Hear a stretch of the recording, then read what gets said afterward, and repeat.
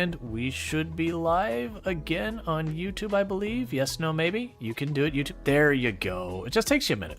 All right, so we can pick it up where we left off with the Survivor Man Challenge. For those who have not been here for the Survivor Man Challenge on Farming Simulator, the gist of this challenge is you start with $0, a chainsaw, and a dream. You're not allowed to take loans or leases, and you're on the hardest economy settings. Everyone will have their own minor adjustments to the rules they do for this challenge. That's fine. It's a thematic challenge. But the gist of it is we gave ourselves the only different changes from a lot of people is we gave ourselves a place to sleep. It is a burnt out truck or bus, sorry. And we gave ourselves a truck, like just a regular truck that I'm allowed to throw logs in the back and do that. And I'm not allowed to sell a truck. And that was just for stream purposes of not having to watch me carry one log at a time half across the map to sell it again and again. But that said, I'm not allowed to sell the truck, so I don't use it for easy money advantage. And then the place we sleep is entirely just so you don't have to sit and watch fast forward time and all that. Since the last time we played, I did install Courseplay. I have not done anything with it because I don't really know how it works yet on a meaningful level. But I have started to get that figured out.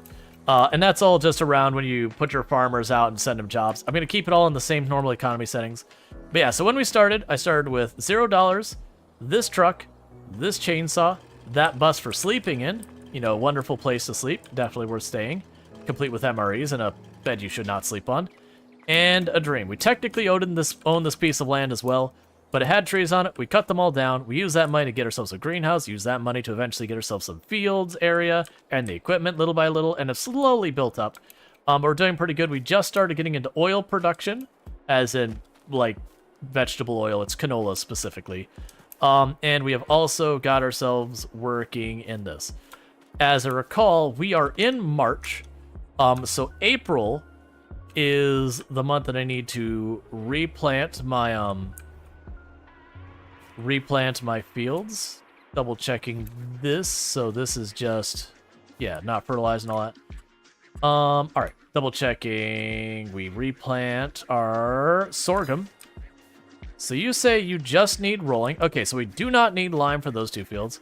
So the good news is we're ready to already just advance the day for the next day. But yeah, for those who haven't played Farm Sim, it's a really fun, really chill kind of game that you can put on like really brutally difficult, slow progression settings. You can make it so it's very relaxing that you can, you know, practically print money. You can do anything in between. It's a great game for like, for me, I like it as like my wind down kind of game. That's like cool. Like we're just gonna work on this and figure it all out and all that stuff. But you know, it's an excellent game. It kind of fits the same thing where like you might play like GeoGuessr or American Truck Simulator or one of those kind of ones where you're just like, yeah, we're vibing.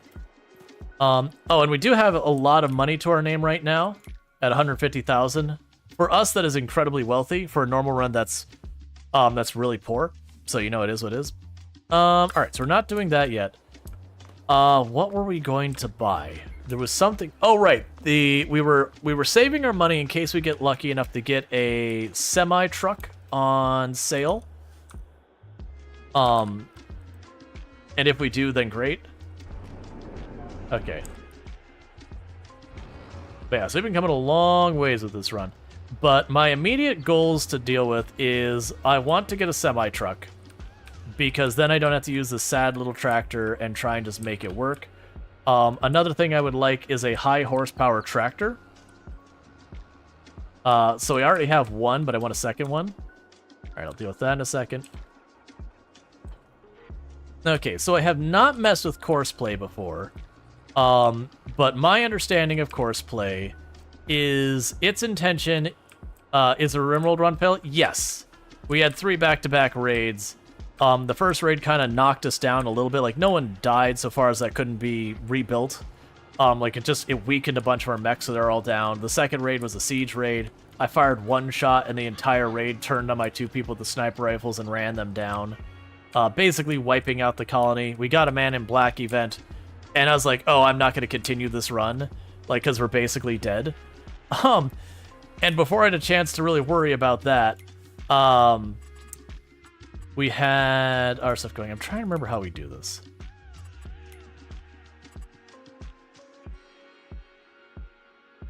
So Oh, there it was. So I want to go down here, draw a custom field. So my understanding with course play is you draw your field.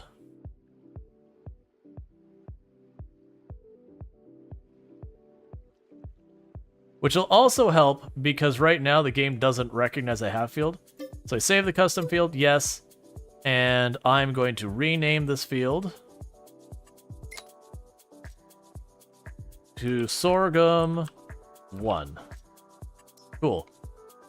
All right. Now what's supposed to happen with this is the normal AI in farm sims, so far as when you hire a worker and say, hey, go plow that field for me, they are pretty much at peak dumbness. They have little room to potentially be any dumber than they already are. If it's something that's more complicated than a rectangle and has any obstructions, they fail. And if it is a rectangle with no obstructions, what am I doing? This is already plowed. This is not the tool I need right now. So I'm mimicking the way they work by grabbing the wrong tool, realizing that process is already done, and getting ready to set it up to do it anyways. I need to be seeding that field. It's already cultivated. So we'll just go ahead and put this away. But yeah, no, the Rimworld run, basically, we got a Man in Black event, and the Man in Black immediately got raided by a group that was... Like, I probably could have won the fight if I, like, really took the time to try, you know, take a shot or two, run to a different door, take a shot or two, run to a different door. I had already debated being like, yeah, I just, you know, for the Mechanator run, I just didn't want to kind of reset. I've done Men in Black runs where you, like, pick up from where you left off and actually get to the ship launch at the end and all that, so I know I can do it. And I've done it on harder difficulties than I was playing just a minute ago. It's just one of those things that I'm like, meh. If I end a run and I'm kind of in a lot of ways farther back than when I started, I'm just like, yeah, I'll just do a new run. Okay, so got you all set up. So now what should happen is I should be able to set up on this field. And I believe, even if I don't do anything else, the AI will be a little bit smarter with how it handles all of this. Again, not used corpse play before, so we'll see.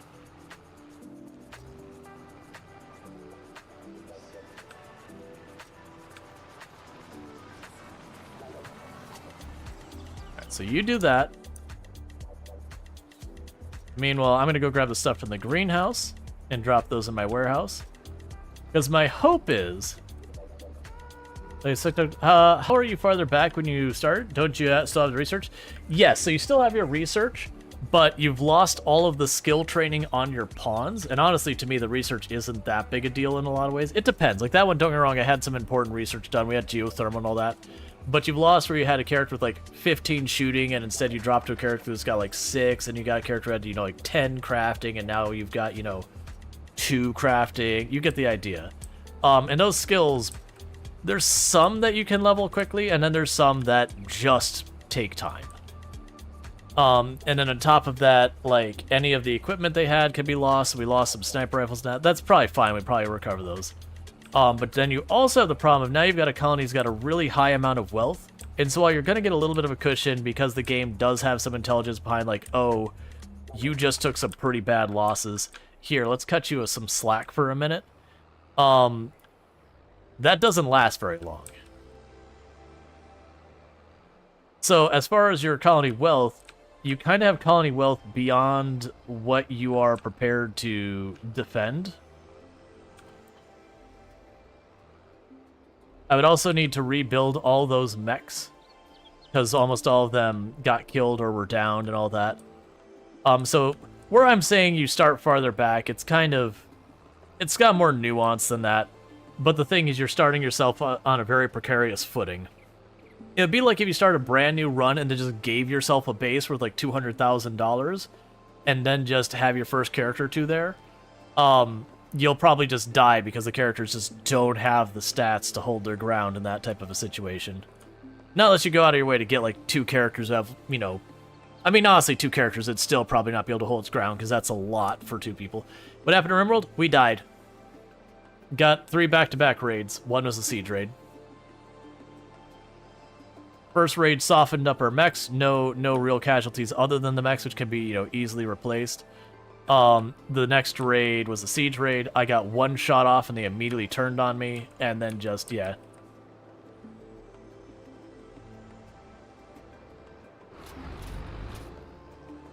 It happens. It's RimWorld.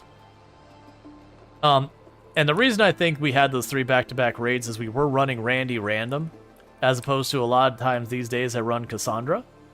Because for the most part, Cassandra, she's a little bit more random than she used to be. Cassandra these days feels like she's halfway to Randy random. But where it used to be that, like, Cassandra, you could almost, like, set your watch. Not literally. She has, like, a range she can attack you. But it really is a very predictable cadence. She's a lot less predictable than before. But Randy has the whole thing where there's times where Randy will just take a nap for a year and do, like, absolutely nothing. And it'll be like, come on, Randy. Like, you're killing me here. Like, I need something to happen. Other times, Randy's just like, what if I just dropped 4 or 5 raids on top of each other? Would that do it for you? It's like, no, Randy, please stop.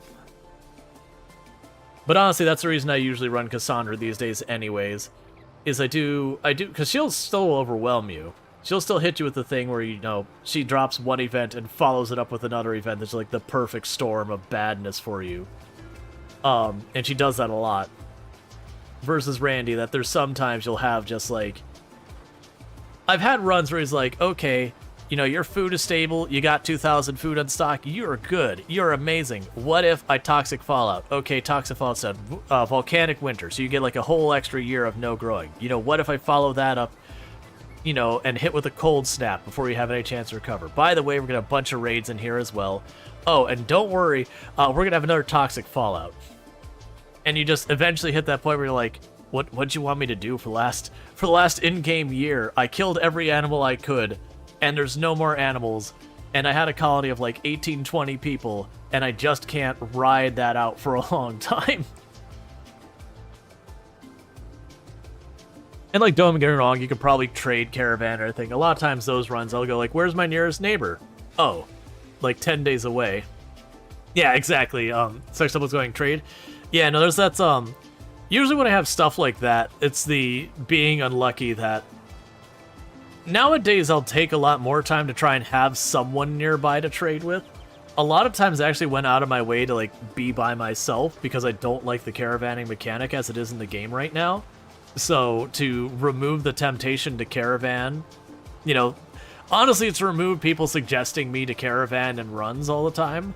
It's like, oh no, oh darn, the nearest caravanable town is, oh, would you look at that, it's 8 days each way. Oh, it's really just a bummer that I cannot justify taking, you know, a 16-day caravan.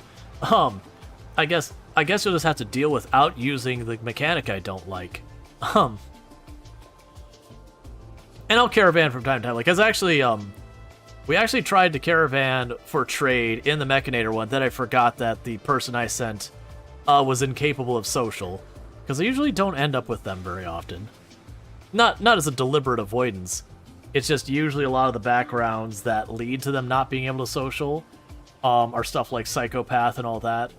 And I tend not to take any of the traits that mean they're going to be getting into lots of social fights, because to me, social fights are one of the things that very subtly kills your colonies.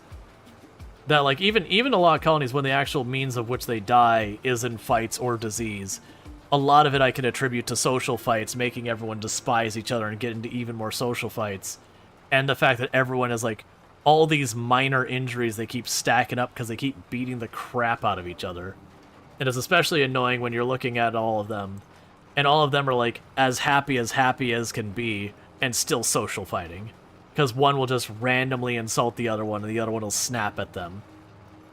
Which is why I don't like Meandrist, Misogynist, I don't like the Psychopath.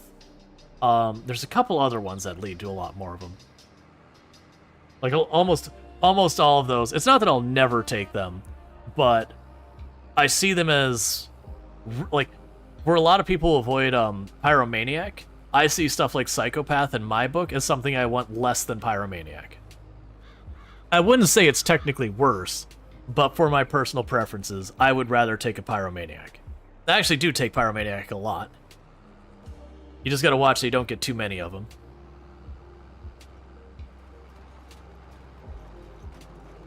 I've also gotten to the point when I have a bunch of pawns I know are going to be troublesome with fire, I've gotten to the point I'll separate out my fields to have, or not my fields, I'll just basically give myself areas that are, fire breaks.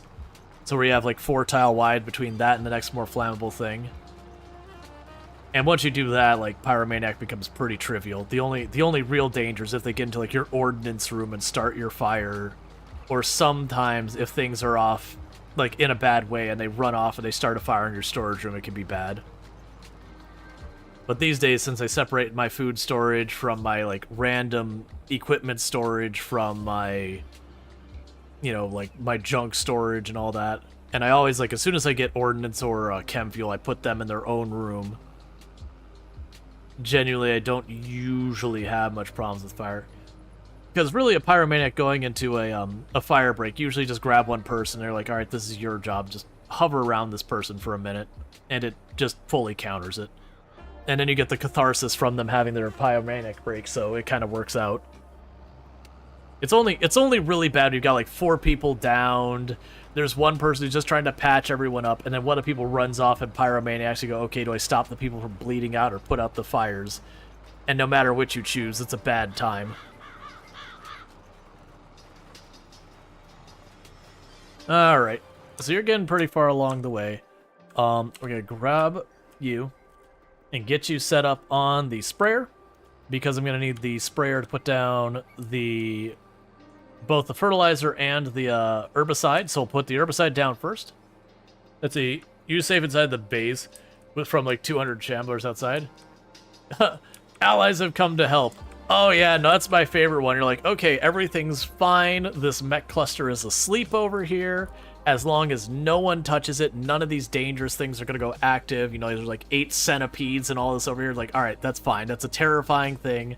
It's close enough that they'll start picking on things nearby because my base has gotten too big. And then you'll have like the Empire trade caravan show up. You're like, oh, please, any corner but that corner. And that's, of course, exactly where they show up. And then things just get really bad really fast. So with our RimWorld run dying, that does bring up the question of... So, like I said, I'm probably going to take a week to whatever off of RimWorld, which will honestly has a chance of putting us up to the point where Coral Island has its update. We'll see about that. I don't know exactly what it is, but if they're still going for Q2... Q2 is just about over. We got one last month going on, because we're right about to start June. Alright. So you have fertilizer in you right now, so I just need to ditch this. I'll need this later, but not at the moment. And we'll go get our herbicide.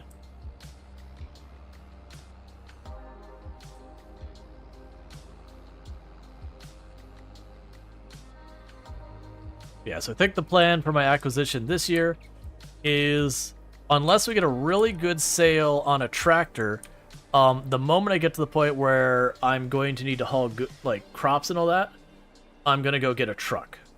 But if I get a good sale on a truck or I get a good sale on a really good tractor before then obviously I'll do whatever that is. I still want to get the rollers at some point, but I don't think it makes sense without the tractor because dedicating the tractor feels like a little bit of a waste of time. But that would increase my yield by, I think, a total of like 5-10%. If I take the time to do the two rounds of the rollers. But that's not gonna be a thing that happens right now. Alright, get our last 2 containers in here.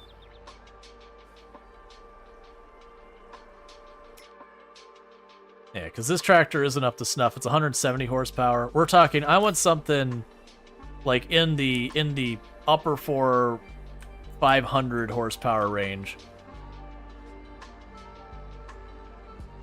So let's also see, with Courseplay turned on, will Courseplay be able to handle dealing with the sprayer? Again, I could be using Courseplay incorrectly, because this is my first time using it. I don't tend to mod very much. But kind of one of the primary reasons I wanted Courseplay was just so I could have it handle the sprayer, so as I go to do more and more fields, and I need to not be babysitting every process in every field. I want to see that. Thank you for the follow. Welcome to the stream.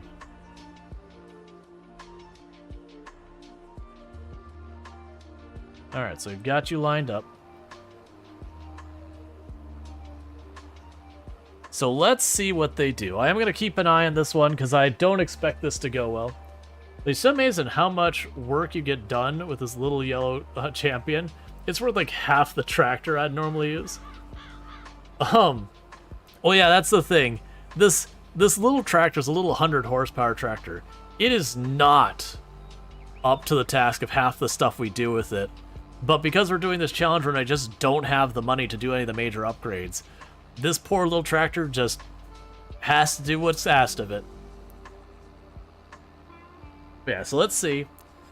Now, normally what happens, I try and use the AI for the sprayer. It usually doesn't get even a full pass done. Usually it'll get like halfway down and it'll back up and be like, okay, job's done. And you're like, come on, buddy.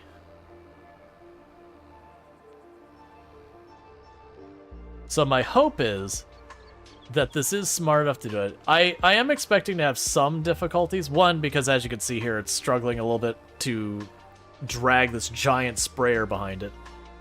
But I'm also expecting to have problems like when it goes to turn around in some areas, which if that's the case, that's fine. Because what I could do is that at least lets me make the decision of, okay, do I shorten this field to give the tractor the radius it needs to do its turn, or like, is this building that is nearby, can I move it somewhere? Like, at least I can make informed decisions around that, but they can get the work done. Thank you, Ultrasaurus, for subscribing for 3 months. Farming hard or hardly farming? Hey, Ultrasaurus, thank you so much for the tier 3 sub. That is incredibly generous of you, and I really do appreciate it. A little A, little B. We're farming, but we're making the AI do some of the work. I'm messing around with the Courseplay mod because I'm getting to the point the farm's getting to the size that I need the AI to be competent enough to do some of the tasks while I do other things. So we're babysitting this one doing this to make sure it does a good job. I see you slowing down. Don't you do it. All right. Okay. So note to self. That's still gonna be a problem. That's probably because they don't have the turn race here. But for those who don't know Ultrasource, absolutely fantastic content creator. Someone I highly recommend checking out. It's one of the places I end up the most on Twitch. But plays a lot of simulation games. A lot of simulation games. Also has been playing a lot of Project Zomboid lately.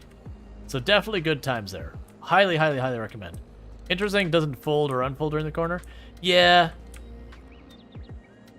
I don't, I would have to check with Courseplay what you can do. I don't have to get down to the point, because I know there is a thing where you could literally get to the point where you go, here is the route it's taking. At this step, I want you to fold away this, and then turn on this radius, and drive in this exact pattern. Like, you can do all that. I don't want to. I don't want to. So let's see. We can now hand that back over. Because I think it's just those greenhouses are too close that I recognize it couldn't turn the radius, so it went as far forward as it could and would be able to turn the radius, and that's why it stopped. So it could, shave off the edge of that field that far. I think realistically, in the long run, I could see moving those greenhouses to just a different location entirely and just do something else with that area, or not. But I have no real motivation to do that immediately. But yeah, I also know Ultra's been talking about playing some farm sim here in the near future on her channel as well. So yeah, the best thing is letting it calculate its own route. Well, right now I just drew out the field and then I said, okay, drive. And I'm under the impression that Courseplay hijacks the autopilot and just does it for whatever. Threw you off that you remembered that? I listen. But yeah. It's one of the things that you were actually talking about that, and I had like just gone back with playing some because I'm not sure. So I believe, if I remember correctly, you're also in the partner program with the with Giant Software. Did they send you like the little? Did they send you this thing? Like the little thing like that? Because I got that like 2-3 weeks ago or whatever it was. And it was like, I hadn't played Farm Sim for a while. I was like, I feel mildly guilty. Because I had kept talking about playing some more Farm Sim in the near future. And then I get it. It's like, is this like a passive aggressive thing being like, hey man. Which I realized it wasn't. But yeah. Yeah, no, I've been pretty happy with them. I haven't... Alright, so... Okay. So, very, very clearly we cannot trust the AI to do this yet. It was going to do the same thing where it's going to cut off that much of the edge of the field. And here, I can only imagine it's the light post is considered in the way. Which is my fault. I mean, all the buildings in the fields are my fault. I designed it all.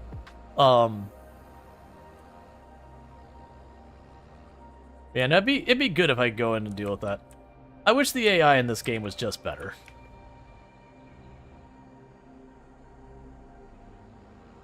Like, mostly I want the worker, if I say, hey, spray that field, barring I give it, something in the area of, like, an actual obstacle course, I want it to spray the field. I don't care if it's horrifically inefficient about it. That would be fair. Just that it would eventually get it done.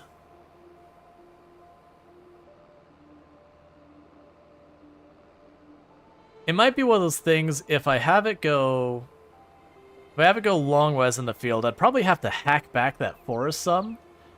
I've been trying to avoid doing that because I really like having the forests around. It adds a little bit of character. Like, just the same thing as I kept having people tell me to please, destroy that rock if I want to make it not a hassle. I'm like, but no, I want the rock. Like, I don't want one big flat, like, rolling set of terrain that I build everything. Or start at the forest so it's behind. I mean, I could do that one, but then I've got one on the other side too. So at least, okay, so it's doing it on either side because there's no reason for it to stop here. Like, there's no obstacles in the way here. That's fine. So the AI is still... AI worker has stopped unexpectedly. No field found. Excellent. Field boundary or plot boundary? Yeah, I gotta figure out that. Because it should be, unless the mini... You know what, I bet you the mini-map can't be trusted for that. Alright, you're gonna stop here because that tree is in the way. That's fine. I do need to just go and probably trim that back a little.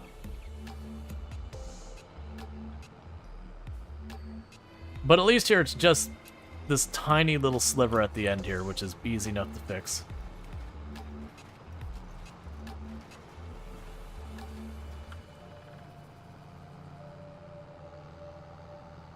Alright, so we'll top up our seeds, and we go to our other sorghum field. But yeah, no, I've been very happy with Giants. That they, I also appreciate that they send us emails. They're like, hey, here's what's coming up. This is under embargo, don't share with other people, that kind of stuff. Versus how many games that are like, oh yeah, we're gonna love working with you. And then you get an email, by the way, we've announced that this thing's coming out a couple weeks ago, and, we may or may not give you a key for it. And you're like, thanks, man. That really makes me feel valued. That you may or may not show your love. There was a way for course play. Yeah, I think there's a debug menu or whatever to do. I haven't messed with it much yet. Alright, so we are out of solid fertilizer, but we should have plenty to do our other field over here. Probably have enough to even get to the wheat fields when those are ready for harvesting. But not an immediate concern.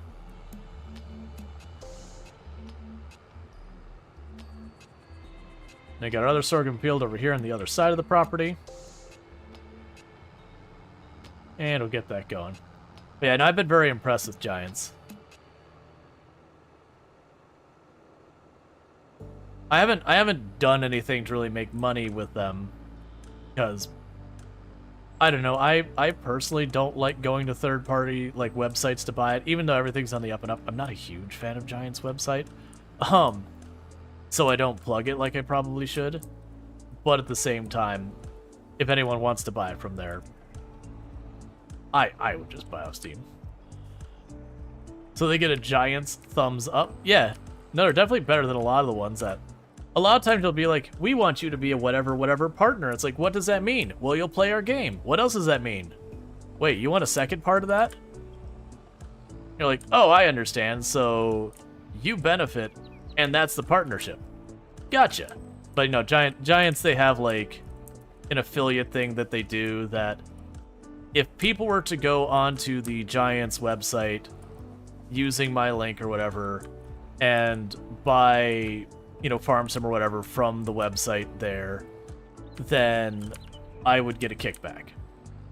I don't usually promote it because it does not give you a Steam key, and I know I almost never buy games that aren't on Steam. So to me, I don't really want to promote it. Like and this isn't anything like against Giants or anything. It's my own. Like I'm not gonna ask my community to do stuff that I am unwilling to do myself. But when people do ask about it or they're doing a sale or whatever, I point it out sometimes. But that's fine. Like, no judgment for anyone who does, because it is always up to the people like, hey, do you want this game? Because a lot of times it is actually cheaper on their website. Like, very genuinely. Which makes sense, because Steam takes, honestly, a pretty big cut from game sales for most games.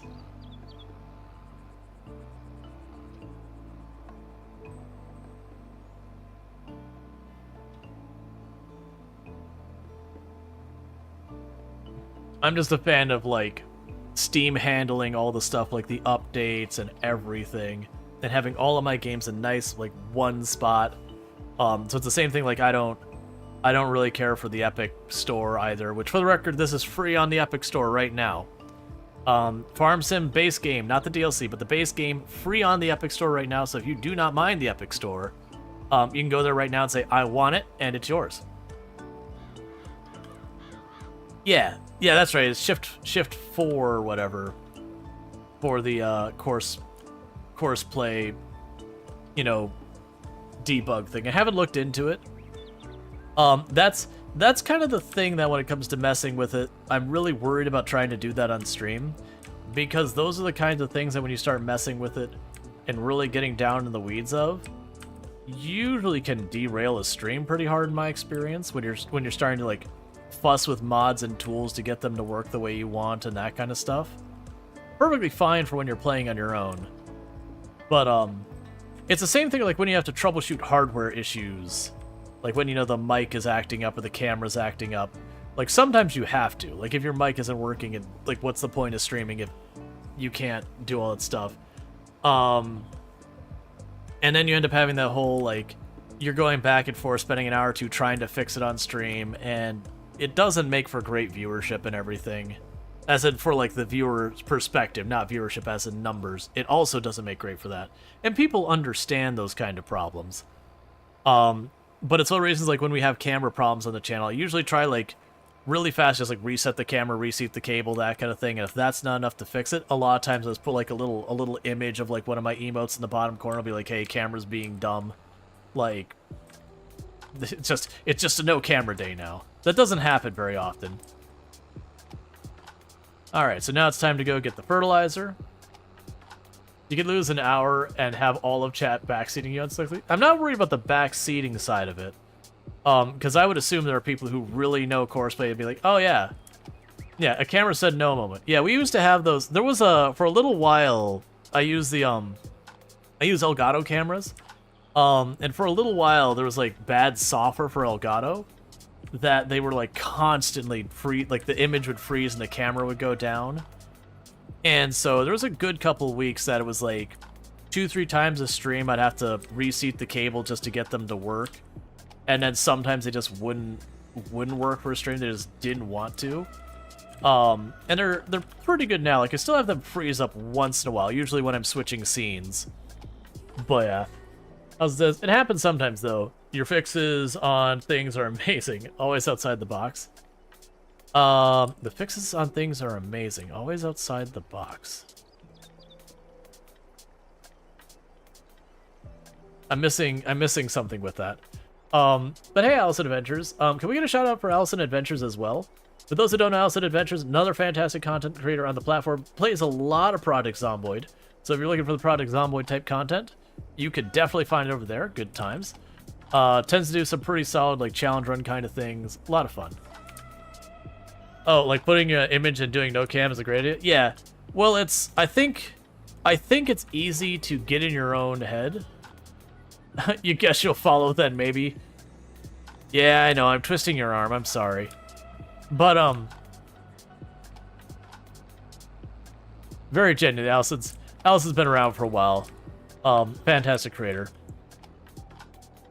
But yeah, no, it's one of those things that I feel like a lot of creators get stuck in their head of what their stream is supposed to be. Like, by all means, you want to have consistency and yada yada yada. Those are like extremely important details. Being consistent on your stream so far as time, content type, and all that is very important. That way your audience knows when and what to expect. And by all means, you're allowed to take time off if things are bouncing all over the place. You got to do what you got to do. But that's kind of things. But you get caught up in that headspace of trying to be consistent. It's like I'm a streamer who's on camera, or you're a VTuber, or you're whatever. And then your tech's not working, and you sit there and you fuss online with the tech. And you forget, it's like, the point is to be entertaining. And if I'm fussing with this for half an hour, 2 hours, am I being entertaining? And maybe. I've certainly known people who could troubleshoot and just, they have a personality that they can make it its own content within itself. I don't know many people like that.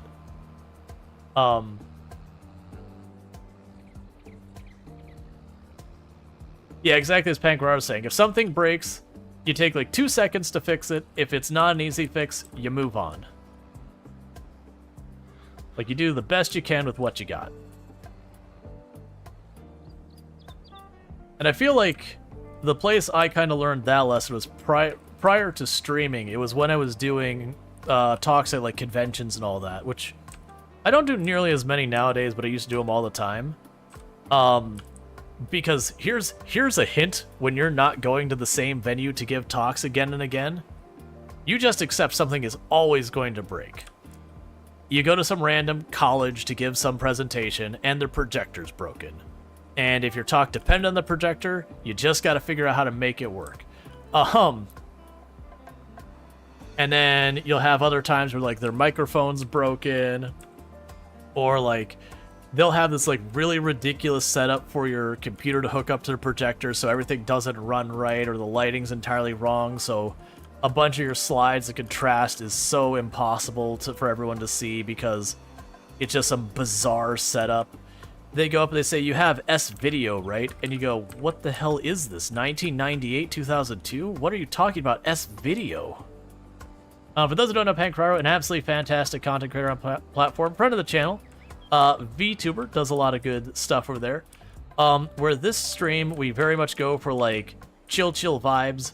Their stream is a lot more jingling keys and fun stuff. And what I mean by that is they have lots of like little fun redeems that like throw stuff at their avatar, make silly noises, all sorts of fun stuff. It is a fun time over there. Definitely something to recommend checking out. I wouldn't call it high energy, because I feel like that's a person who is just like constantly at 11, which is definitely not what it is. But they definitely have a bunch of like fun, silly stuff to do that you can interact with. So good times over there. You'd be surprised everything works the first time.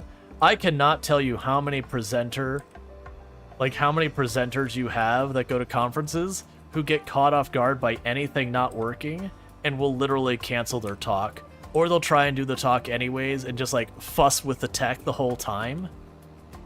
And some of them are not new at the job either. And it really, like, there's there's one or two talks I've given where it's like, no, I need this projector to work. It's like, this entire projector is going to be me showing you how to debug code. I need this to work. Oh, they do say about, but it's those things that you get in the room, and usually get like 5-10 minutes before your talk, assuming the person before you doesn't go long, which they do a lot. And so you get in there, you go to set up the equipment, they've got like 5-10 minutes to try and troubleshoot it, and sometimes they can fix it, and a lot of times they can't. Henry's saying, hello, sir. How are you doing today? You're also a Twitch streamer? Okay, well, I mean, welcome. Usually, when you pop into a channel, the very first thing you said, I'm also a Twitch streamer, as first-time chatter. A lot of people are gonna read that as self-promotion right from the get-go. Just as a heads up. I'm gonna give you the benefit of the doubt, but, that definitely reads as trying to do a subtle self-promotion. Again, gonna give you the benefit of the doubt here, but generally speaking, if I go, does anyone else stream? Or like, hey, do you stream as well? Or hey, I noticed you've got the partner badge. Can you share a link? I don't think I've got permits set up. We can try. If not, what you could do is you could turn around and if you DM either Sentient Cookie or Eonek or any of the mods, they can post it for you. Yeah, it's not set up. It would have responded. I used to have permit, and then I got rid of it for a long time. Oh, gotcha. Yeah, so you can, you can DM. Henry, what Ultrasource is trying to, send to you is quite literally in the Twitch. They've got, like, a whole thing that's, like, this is stream etiquette kind of thing. I think even in the TOS, they actually have a thing about self-promotion. That very specifically is like, hey, just so you know, here's things that go against streamer etiquette, that kind of thing. And going into a channel and announcing you stream as well is one of them. So, like, Twitch itself has popped out and say, hey, don't do that. Like I said, I'm gonna give you the benefit of the doubt here, but, maybe read that, because you will have people who will ban you immediately for that, and I don't think you could get suspended for it. I don't think it would get to that kind of an extreme, but it could certainly be something that people could go yell at Twitch and be like, hey, most likely the realistic thing is you're going to go in, you're going to drop that, and you're going to instantly see the ban and go, I don't understand why. Or you do understand. Because now I've told you. But there's lots of Twitch etiquette stuff. And some of it will feel a little arbitrary, but then when you actually think about it, you'll start to go, oh yeah, no, I see why that's a problem.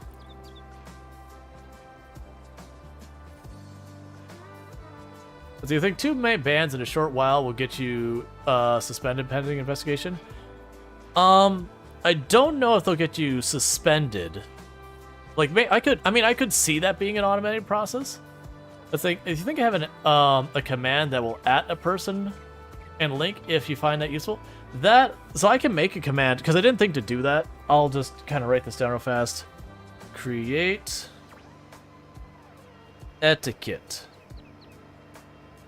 command.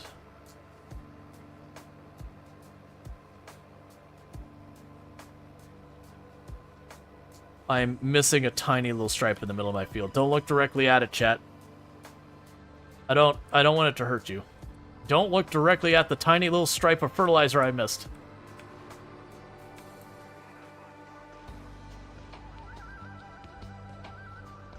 Yeah, that's a good idea. There's a couple commands that I need to get added.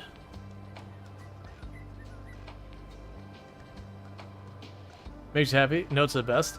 Yeah, I'm really bad at actually going back. Like, I try to check my notes, and it's usually one of those things is I'll make a note, they'll be like, after stream, take care of this, and then I'll get to the whole thing of, like, checking my clips, making sure, like, when I raid into someone, I'm present, so it's not, so it's a very good networking time to, like, raid someone, be like, hey, how you doing? Oh, hey, look, I see you're doing that, that's really cool, I love the idea of that challenge, like, whatever's appropriate and all that.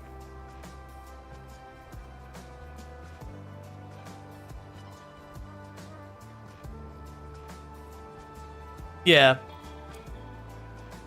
Well, I think the idea is assuming benefit of the doubt here, which may be more than I should, but assuming benefit of the doubt here, my assumption was that they believed mentioning that they also stream was not being self-promotion. But that said, like, not even the self-promotion, anytime you say not to be insert thing and then you say something, you're the thing you're saying you're not trying to be. You have recognized the thing you're trying to, like, the thing you're claiming you're not trying to be is a concern, which means you are aware and conscious of the fact that it will be perceived as that, which means it is that. You gave up taking notes because you need a note to read my notes? Yeah, no, it's one of those things is the notes will usually end up sitting here for a couple of days, and then I'll hopefully have, like, where, you know, I'm doing other things, and I'm like, oh yeah, I have that note there. And if I have time, I take care of it. Or sometimes I'll be like, this note isn't relevant anymore. Right, exactly, Gilnox. The person who goes, not trying to be racist, but insert thing that is very clearly racist.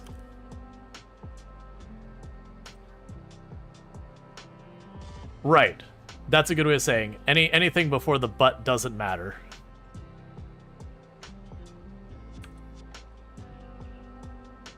Or just kidding, that phrase has been turned on its head.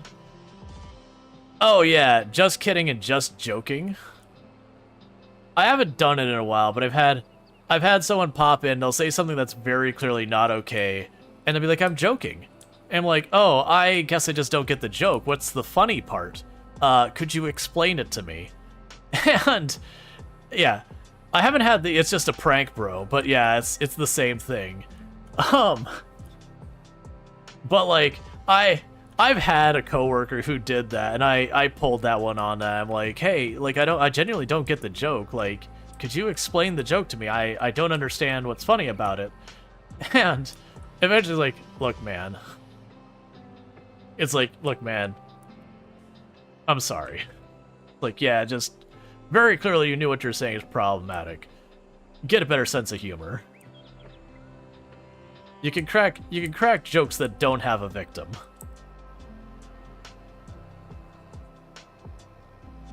That is not what I need to be doing right now. Because at the moment, if I try to put I try to put fertilizer, you see where it says fertilized 50% down below me, down there? Because I have just fertilized this, technically that seed are fertilized as well. It's still considering my last process having been fertilized the field. And you can't fertilize back to back. It's just a choice they've made as a mechanic. So I have to go back, get the herbicide, do the herbicide, which then counts as a step. And then I could go in and I could hit it with the fertilizer. Hey, Hilitz, how's it going? Good to see you here. Let's see. Yeah, really funny. I'm gonna give you 10 minutes to laugh about it. Yeah. But yeah, no, that was always my thought, is like, when it came to jokes where you're like making fun of something like that, the statement I used to give to a couple of friends who had cracked some of those kind of jokes is like, hey, if the person you're making the joke about is not present and laughing as well, then your joke has a victim, and it's not really funny. Like, everyone involved in the joke should be having a good time. And don't get me wrong, there's people who do, like, gentle ribbing and all that kind of stuff. 100%, you can have jokes that you are cracking fun at each other left and right, so long as everyone involved has that dynamic. So that's those ones you gotta feel out before you start cracking the jokes. Because there are certainly people who like to have that kind of banter where, you know, you're sitting there going, hey, you know, hey, it's like, that was a pretty dumb thing you did right there. Hey, man, you really should figure that one out better.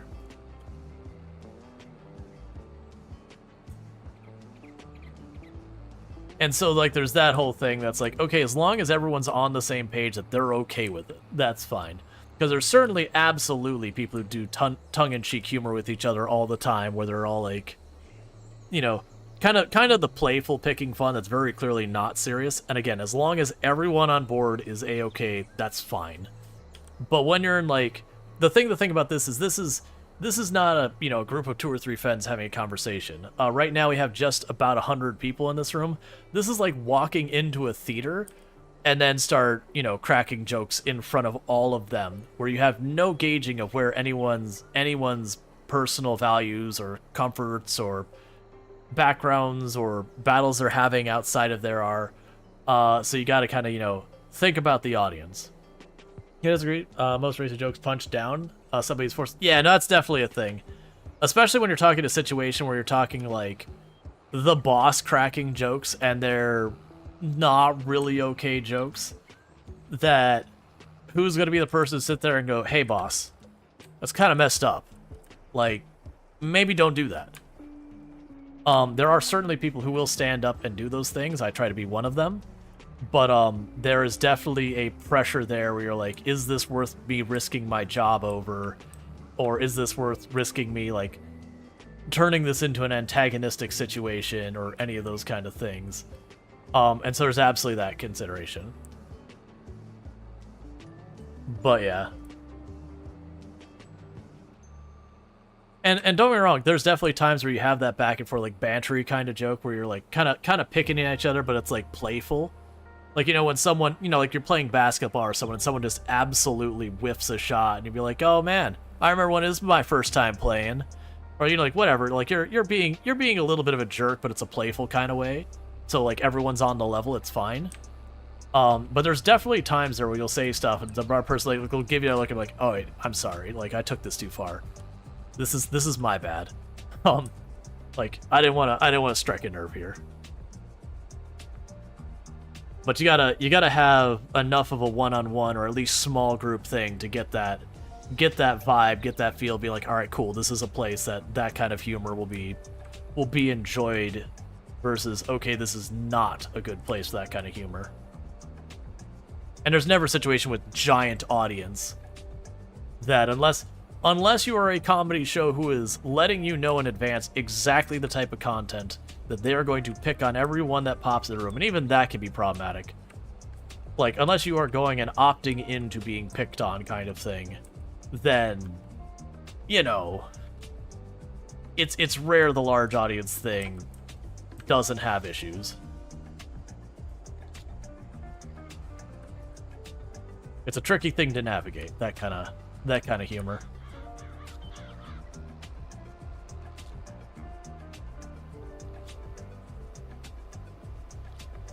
Alright, well, I'm going to make a mistake here and say, AI, try your best. And I'm just going to assume everything works out exactly fine, and nothing goes wrong, and it does a good job. These are not safe assumptions.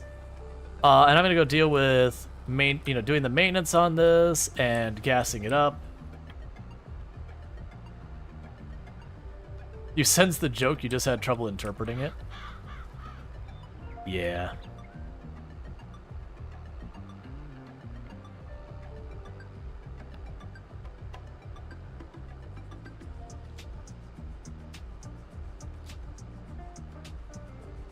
Sheep saying, oh yeah, for timeouts, 10 minutes is please stay, 12 hours is come back next stream. Anything long, in our opinion, should be permanent.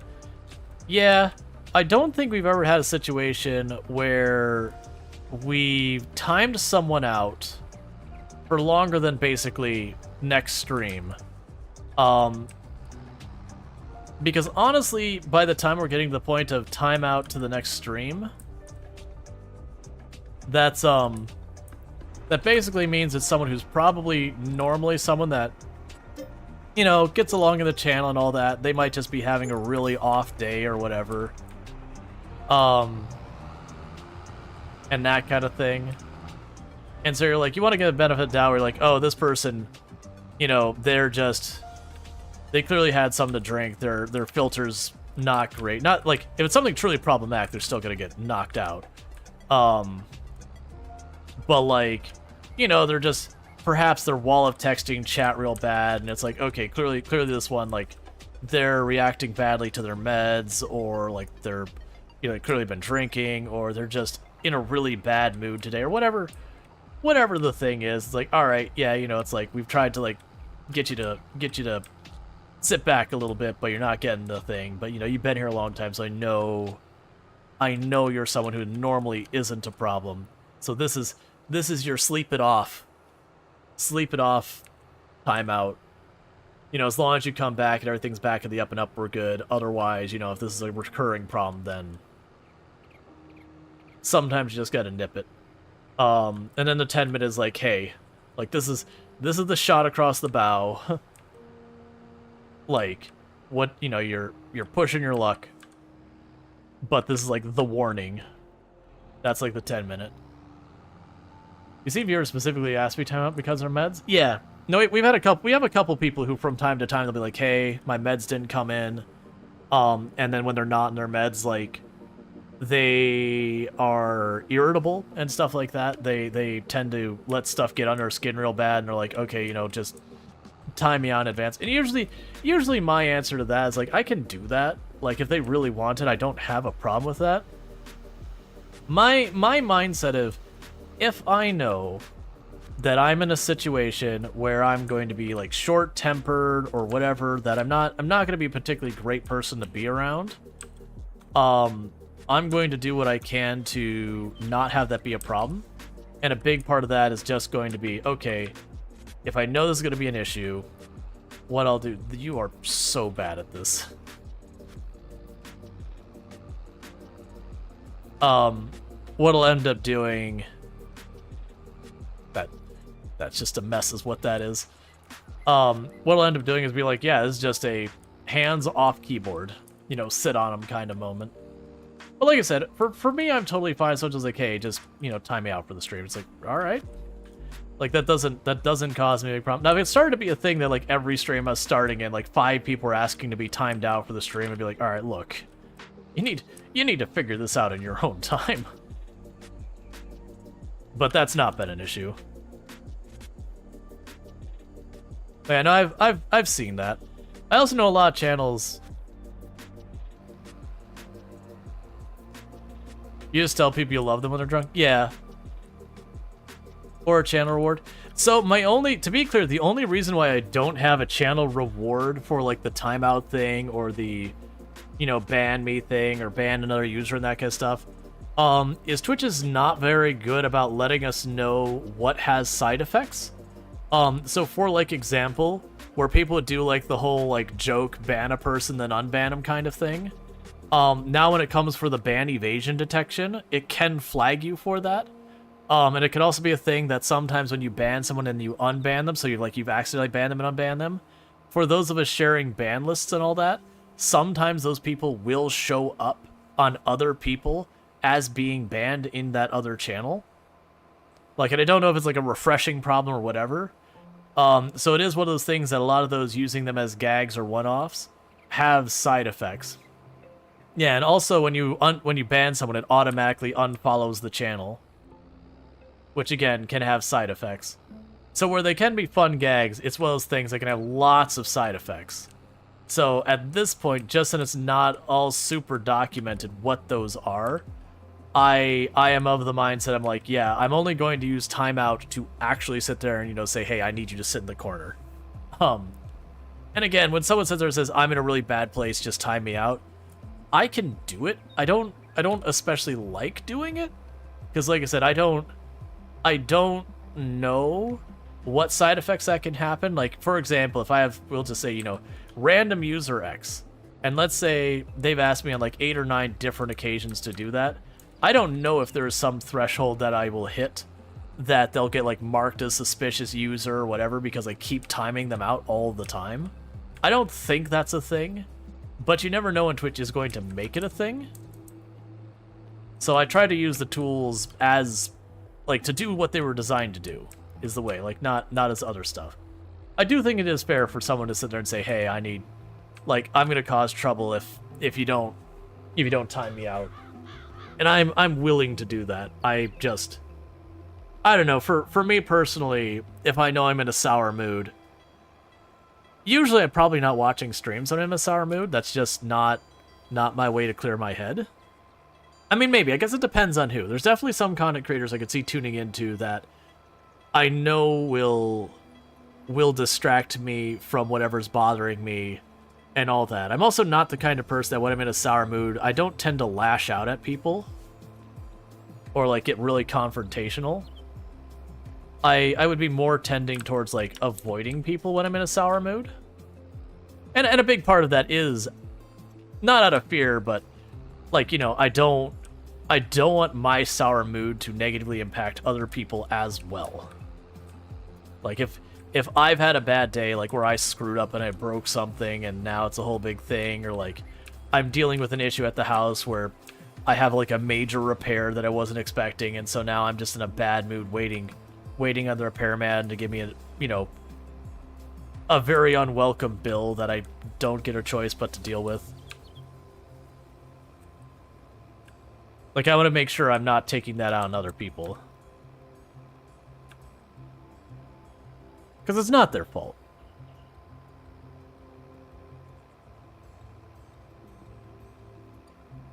But I also understand, you know, especially if you need medications for stuff like anger management and all that, I get it.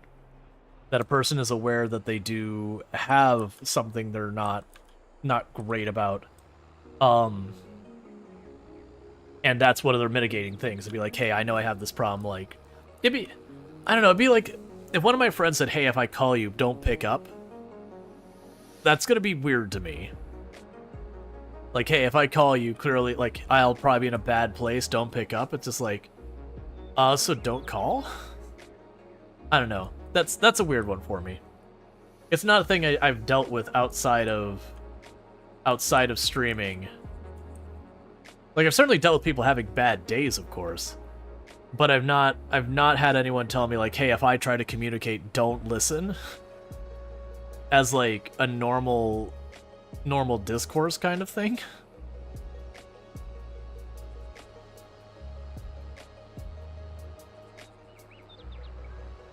So it's one of those things I try to respect, but you can't believe someone derailed the topic like this with their self-promotion? I mean, I don't even remember what we were talking about before all this. But, like, I feel like it led to an actual, like, meaningful thread. I don't think the conversation was bad. Let's see, you've seen someone demand to be banned, and if they were not the kind of person you would want on your channel.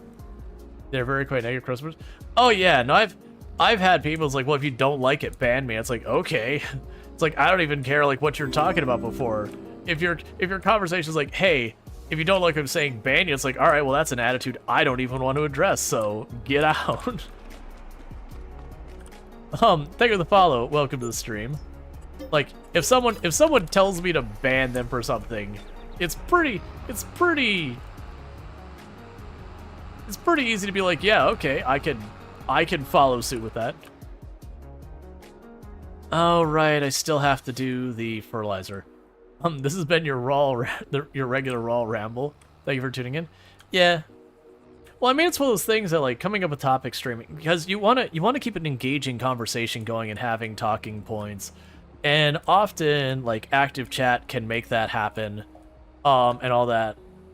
Because otherwise, if it's a content creator just trying to carry the conversation by themselves, so like when chat is particularly quiet in a day, for example, you quite often need to come up with stuff.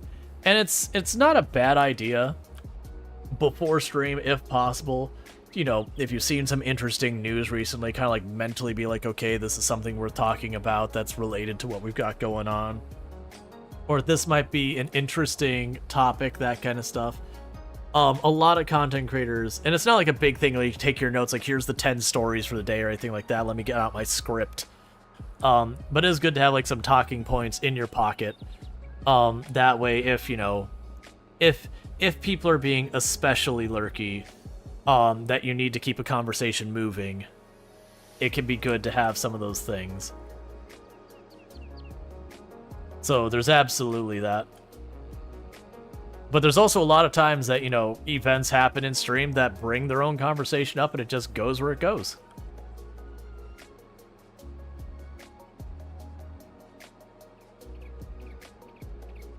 That's honestly for smaller creators who are still just starting up. So you're dealing with like 3, 5, maybe like 10, 15 viewers that you can genuinely sit there and stream for 3, 4 hours and have only like 2 messages in your chat the whole time.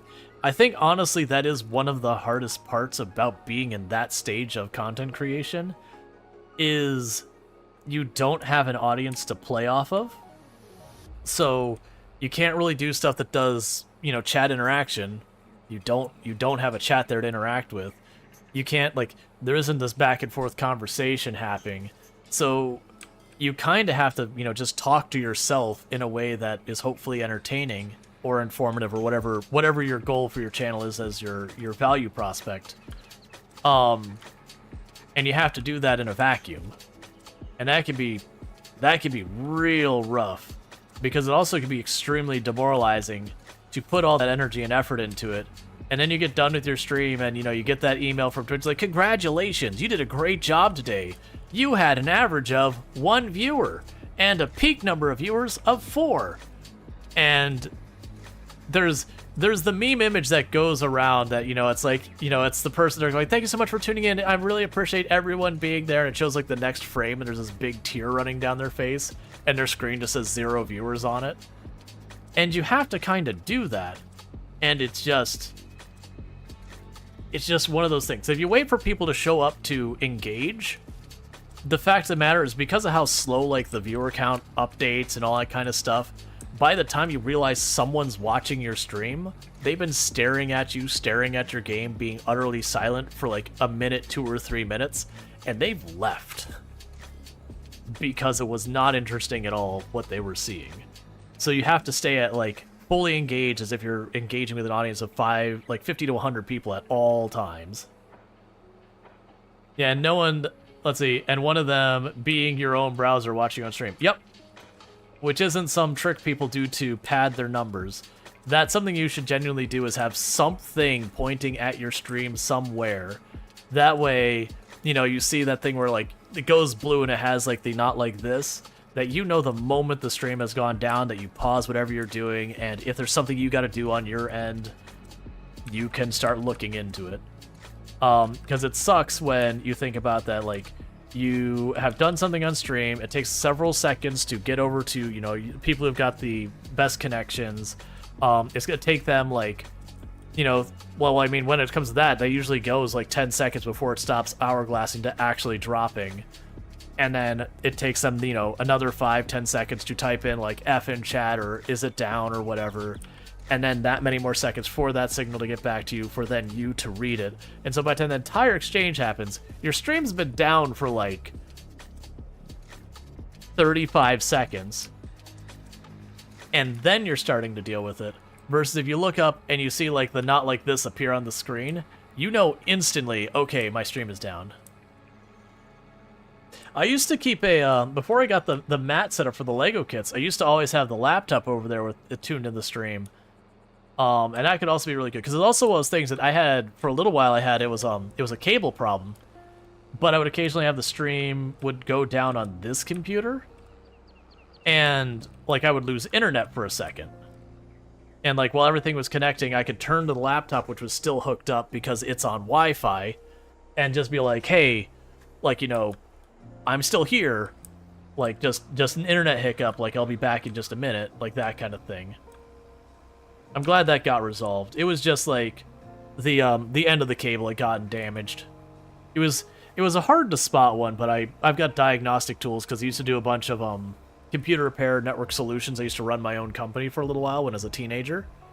So I still have all the hardware for working on it. So I was able to go to the things like pin 7's broken or whatever it was, I don't remember. But like, I've got like a bad connection on one of these pins that's like it's going in and out. Okay, so let me just take off the end of this, remake the end, that kind of thing. It probably just got yanked around a bunch from like moving furniture and that over all the years.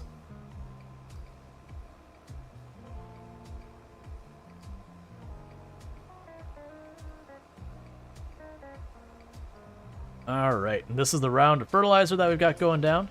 Once we get the fertilizer here, then this field will be done.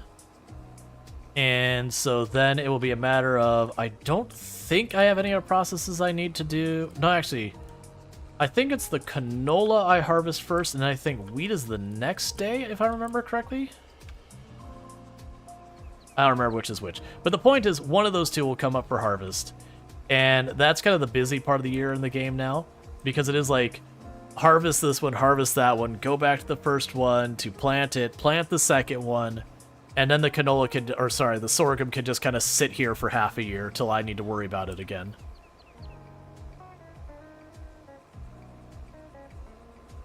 I do want to, one of the things I want to make happen, canola, bees, we have not bought the bees yet, but that is one of the things I'll probably get is to put some bees over by the canola, because it'll boost, I believe it will boost the yield of the canola and also bees. Right, this afternoon they should show up and finish installing the fiber cable. Only took them 2 years. Yeah. I did not like working fiber. I was decent with it, but it's like, you know, with network cables, you can't be super abusive with them. They are just copper lines. But, you know, they can be tugged around a little bit. Like, you don't want to, like, yank them around a corner or something. You'll just break your contacts. But they're not super, super fragile. Yeah, I know, fiber is not copper. But that's what I'm saying is, I don't like working with fiber, because fiber is effectively glass tubes. It's not really glass, it's... Would polymer be the right word? It's another material, but it's like glass adjacent. But it does not like being bent more than just the tiniest bit. So it's one of those things that, like, it's a type of plastic. Yeah, I believe it is like a brittle plastic, if I'm remembering correctly. And granted, this is going back to like 2002, that time frame that I was doing fiber networking. But it can only bend like 10 degrees or something like that. Anything more than that, and it just snaps. And then the worst part with it is where, like, a network cable, you can, you know, just cut it, make a new end, and sure, maybe now got your shorter cable and all that. With fiber, when it cracks, it doesn't crack, like, you know, if I bend it here, it doesn't all crack in one spot here. Like, some it'll crack over there, some it'll be over here. So it's like whole, like, you know, foot or so of cable, all of that's going to break throughout it. So you can get rid of all of that. And then the tools you use to cut it, you have to be very careful, because you can't just, like, snip it, like, crush it or whatever. You'll just break a bunch of contacts there, too. So it ends up being a thing that if you break a cable in the middle, you might as well just take the entire cable and just bin it. The whole thing's ruined. And that's especially bad when you're running it in the walls and all that, because you get the idea what the problem is there.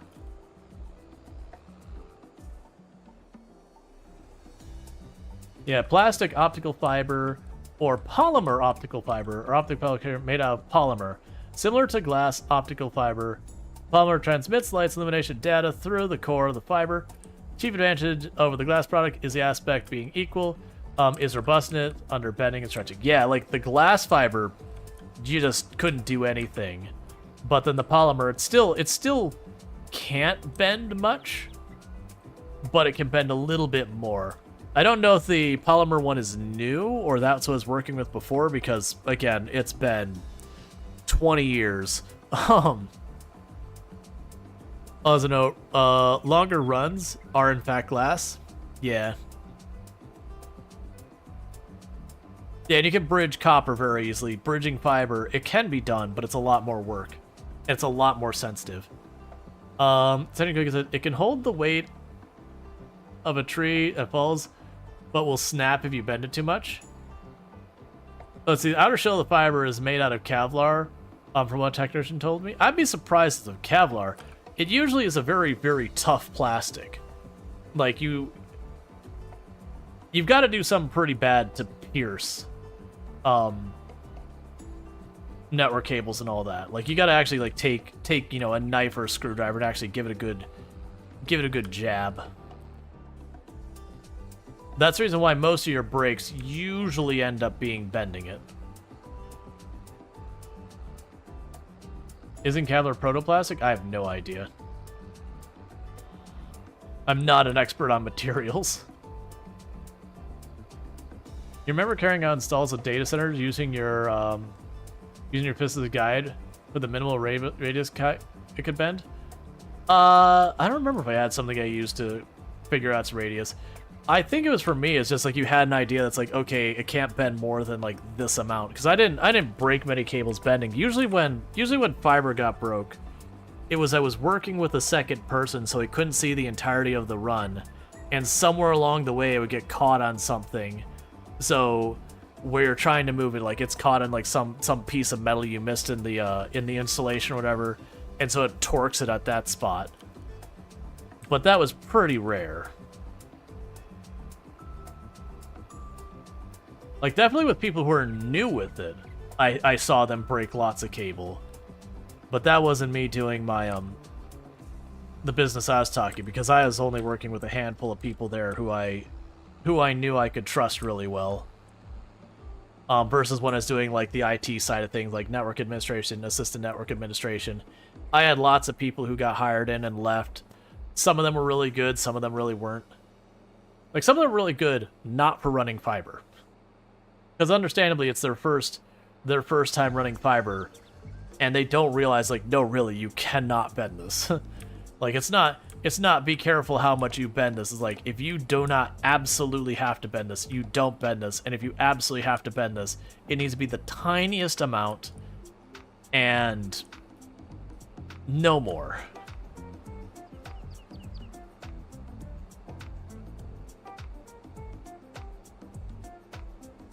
Keller's Aramid, and it's polymerized synthetic fiber, but also you have not personally seen any information on cable. Yeah, I've never seen anything about cables having fiber. Usually it's just plastic, but it's a pretty tough plastic.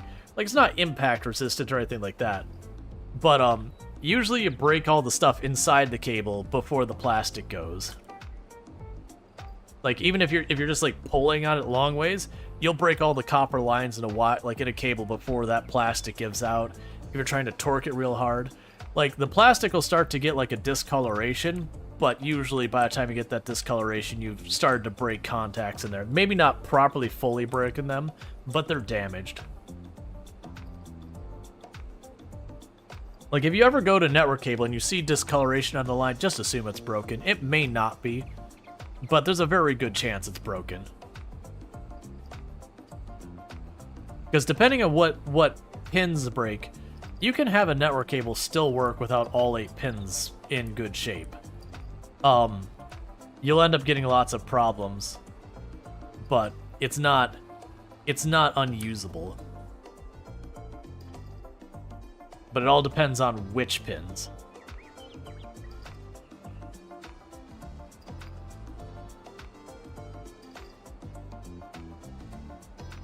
And I don't remember for the life of me of that, because you got standard A and you got standard B for your ends. Then you also have crossover, which is a whole different thing where you have a different set of pins that switch over to kind of let them know, like, these two devices are going to be talking directly to each other in this manner. We don't see crossover cables anymore. Those used to be a whole big thing, that the primary use for crossover cables, we'd have like 2 computers talking directly to each other with no switch or anything in between. That's when crossover cables got usually involved, or similar devices. But you don't really see that anymore. Not really. I imagine they still work and they probably still can use them, but these days you gotta switch. There's so many little switches and hubs out there you can buy for next to nothing. There's no real reason to take the time to make crossover cables that I'm aware of. But I haven't been on the network admin side in 15 years, give or take. I don't know the year. I don't know off the top of my head what year I left the last IT job. It also gets fuzzy because I started software dev in an IT job, just doing more and more software dev stuff to get rid of problems that were on the IT side that could be solved with software. Let's see, these days, you think the network cable card has a switch on its own? I have no idea, because it's one of those things I haven't needed to deal with, so I haven't. So let's double check, see if there's anything else I need to deal with in-game today. Other than that, we've already got the field set up. I also just realized, you know what part of the problem was? Part of the problem was I did not map this field over here.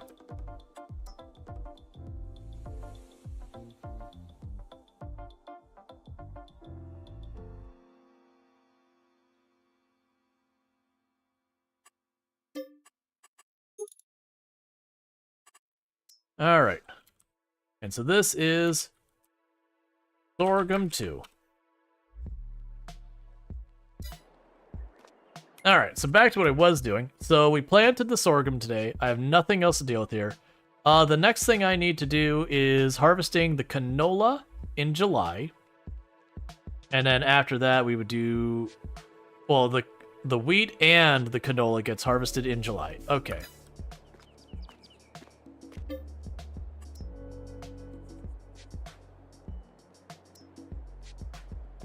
Yeah, no, it wouldn't surprise me if network cards or some other devices moved into just completely obsolete out crossover cables. That's the word I'm looking for.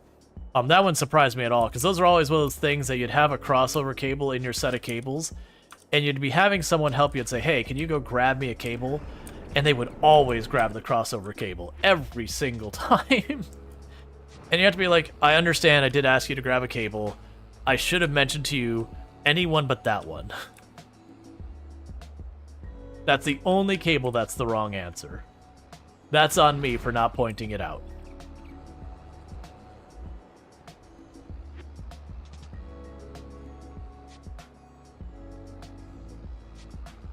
I think I used to take a Sharpie and I used to put an X on the ends, like on the end of the cable and everything.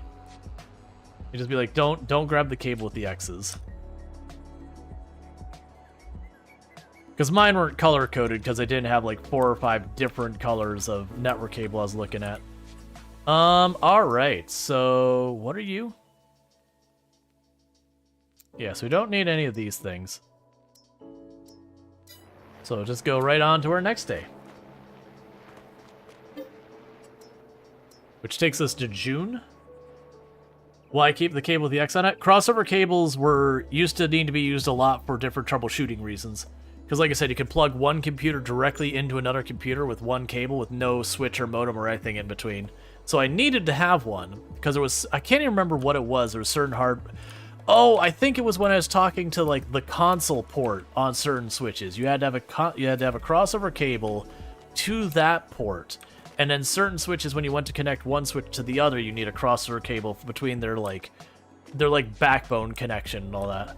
I think that was what it is. It's been so long. Alright. But there was just a handful of uses you needed it for. But as well as things you always had in your bag just in case you needed it. And you almost never did need it, but there was always that one-off time where you're like, oh, time to go get the crossover cable.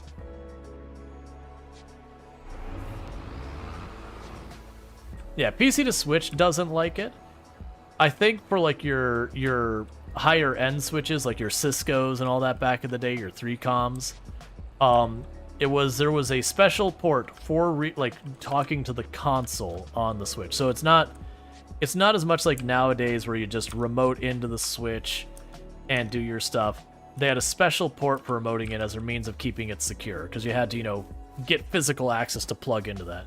And then, a lot of them did give away the remote in.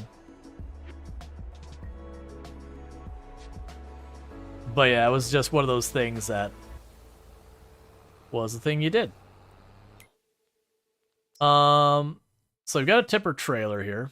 Not gonna worry about that. But the next in-game day is the day I would want the semi for.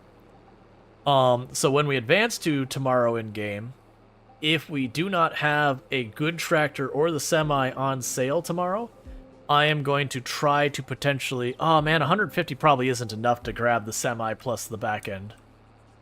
Let's see, Switches still have the serial console port for emergencies. That's why those Cisco blue serial cables are in every text bag. Gotcha. Yeah, no, like I said, I used to...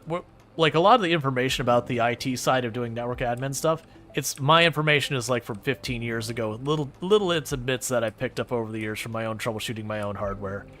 Because, for example, I don't just have a Linksys or DMark, or sorry, not DMark, D-Link switch or whatever on the floor. I've got, like, an actual, power switch set up that's got a whole bunch of ports. I've run all the cables in my wall. Like, it took all the time to do that. But it wasn't, like, a high-end Cisco thing. Thank you for the follow. Welcome to stream. You have a big tractor? Right, but I want a second one. So that way, with the processes that I've been using this poor little tractor for, that it's really not well suited for, i.e., like the sprayer and all that, I can get our tractor that's better suited. And thank you for the follow. Welcome to the stream. Let's see, people connected to the port somehow to fix issues remotely, which is almost the worst system design security with web access. Oh yeah, no, that's that was the switch I have. Is like, do you want to make it so people can access this, like, you know, remotely to deal with? It's like, no, no. Here is the only port that can access the admin side through this specific IP and all of that. So basically, this computer sitting on my desk is the only one who can talk to it without having to go in and like plug into the special port. And only again when I'm connected to it directly. No piggybacking through a bunch of hardware. So you can get the trailer and a dolly and the header later. Yeah, no, I understand that. But I could use the really big tractor for that, and that'd be okay.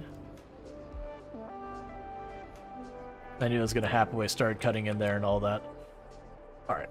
It's still gonna snag on that, but no, it didn't. I'd say if it did snag on it, would have been fine because I'd just detach and reattach it and just yank it sideways a little bit. Using the SnowRunner strap for when something's stuck of detach and reattach to just ever so slightly jerk it forward. Just get that little nudge you need to get over that. And Nitro says, yeah, you got two switches here. Both only allow you to access the admin pages if your connection arrives in port 1. Yep. Same here. Yeah, now I've got a gateway, I've got the power switch, and then I've got the modem my ISP requires. And the entire reason I went through this entire hassle is the modem that my ISP requires has a lot of crap in it I don't want to be like dealing with my stuff, and I'm not allowed to use a different modem. It's got one of those modems that's got the authenticator built in the modem, and it's all proprietary tech. So I have to use AT&T's modem. And so I've got this really slick setup, which anytime they want to set in a person to work, it's like, no, you don't need to. Tell me, am I getting good signal? If I'm getting good signal, everything's fine, go away. If I'm not getting good signal, send someone in here to replace the line. Or wherever the hardware problem is on your end. Because I've got it where it's set up, where I've got this gateway that I've written my own code that intercepts where it tries to authenticate and passes that signal off to their router, because it's got the one setup where the fiber comes into the wall that's just dealing with passing the signal forward and acts as a modem. It's got this other thing that's like their wireless router thing that you're supposed to use, and it's required for the authentication and all that. And so what happens is it goes in through that outdoor modem and all that. That I don't do anything with. That can just be a dumb modem. It's fine. Then it has to talk to their router for their authentication. But what it does, it goes through my gateway, and I have a thing that checks to see if it's the authentication coming in. And I don't remember the details on this. I set it up like 7 years ago. And if it is, it passes that off to their router, takes a signal back that says, okay, I'm actually who I say I am, and passes that back to AT&T, and then all other traffic gets routed over to my switch to everything else. So I don't do DNS with them, I don't do any of that stuff on their hardware because it records it all and does all sorts of things I don't want it to do, and I don't want them hijacking the DNS and making me use AT&T's DNS. So all of that is sequestered into its own little VLAN by itself where I never have to look at it. And it has no access to the entire rest of my network. And then I have all my computers and all that stuff on a second VLAN by itself where all the traffic goes except for that one authentication thing. I've gotten it to be a lot more stable now. It used to be pretty fragile where when things would go down, I would have lots of like, sometimes it'd come back well, sometimes it wouldn't. Nowadays, like, the whole thing can go down and come back up, and I don't have to touch anything. I hope you documented the heck out of that. Yes, I did. I even posted, like, how to set it up. I don't remember where. It was like an AT&T forum, like, hey, if you want to use your own like internal network hardware and not use AT&T's garbage, here is like the documentation on how you do that. And the next thing I say, by the way, if you don't know what half these words mean, don't do that. Like, this is not a beginner thing. I don't have the documentation here. I know it's on my OneDrive. Because you had the exact same tune and dropped it immediately. Yeah, I can see if I can't find it. I know I've got a oh, those are 1,000 later, not 500. I'll have to go look it up. But yeah, I know I've got that. But I can pull like a forum post on it. I'm trying to think because I believe the forum post might be associated with my actual name. So I'm gonna double check that real fast. By now, I'm sure a whole bunch of people have probably done the same thing and taken credit for it, which is fine by me. Or independently came up with a similar solution. Because it's literally all you're doing is just grabbing its authentication and chucking it. And for the record, you still need that router. To be clear, you still need it. But it's like basically it's like if you remember back in the day when you get like 3D Studio Max or AutoCAD or whatever, and you had to put like that serial port thing in to authenticate. You've effectively turned the router into that, where it authenticates and then it's just taking up space. But I'll see if I can't find it after stream. I just don't want to sit there and like go through my directories. I know I got backed up. I have my last like 8 or 9 hard drives backed up on my hard drive, minus like the Windows directory and that.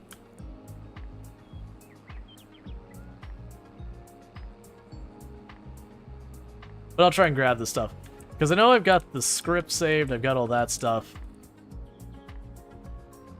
I'm trying to remember what is the it's like a consumer level brand of like Switch. So you're getting you know a good Switch, but like consumer brand that you can actually program. I'm blanking on the name of it. Like we're talking like actual power switches. You can't do anything with your router. It sucked. And at the same time, it was required for everything. Oh yeah, no, that's exactly it. It handled your DHCP. If you want to not DHCP, too bad. It handled your DNS. Do you want to not DNS?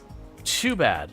And the worst thing is like you would go onto your individual hardware and say, hey, I want you to go point at this other DNS, and AT&T's router would hijack it. Like it was really, really upsetting that they really just wanted themselves to be in the middle of everything. And for me, if I had another option to get a decent connection around here, I would have absolutely told him to go fly a kite. And that just wasn't it. But I found that, like, I came up with that workaround, which took me a lot of finding other people's stuff and how they did things and then piecing it together and all that kind of stuff, to come up with my solution. And like I said, at first it was super fragile. Like the internet would go down and I'd have to like rerun all the scripts and do all that sort of stuff to tell it, hey, I need you to authenticate. For a little while, because I had those scripts set to run on startup of the gateway, I believe it was. Yeah, the gateway. I got to the habit of just rebooting my gateway to kick it all off, and now that none of that's needed.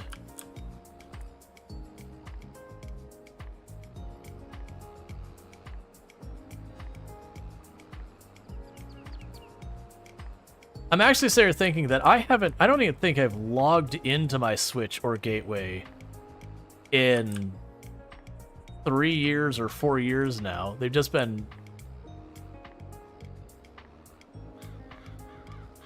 My posture the last 3 hours, shrimp? Yeah.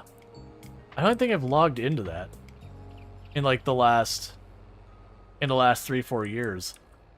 Like, about the only time they would log into it is to update, and I've been bad about updating it lately, so that's kind of a thing that suddenly has me going, okay, really hope there's not been any major problems. Okay, so we've got that all set up. So sales today. Sales. Heck yeah, we have a sale on a truck.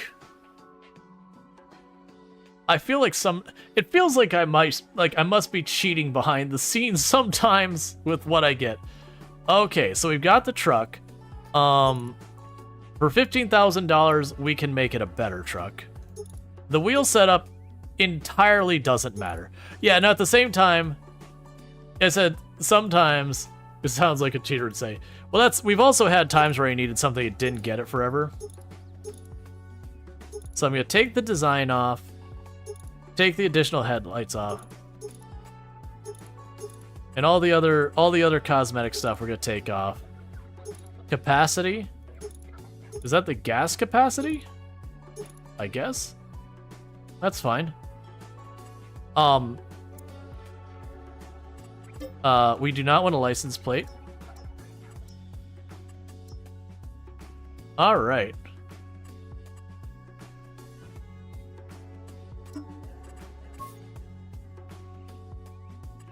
So the primary color is going to be our orange. The chassis, we'll make it a dark gray. And the design color, I'll put the lighter gray. Okay. So $69,000 because, my God, those are... Back. I want to not charge me that. Here. Okay, that's fine. Never mind. You're going to charge me, like, over $5,000 for that. So the only thing we added was a sun shield. I don't want a sun shield. Yeah, so the only thing we did is we upgraded the engine. So we took it from 470 horsepower to 500 horsepower. It's actually not that significant, and we gave it more gas tank. So that's probably good. So I've got you there. And now on top of that, what I'm going to go ahead and do here is I want to go and grab the trucks.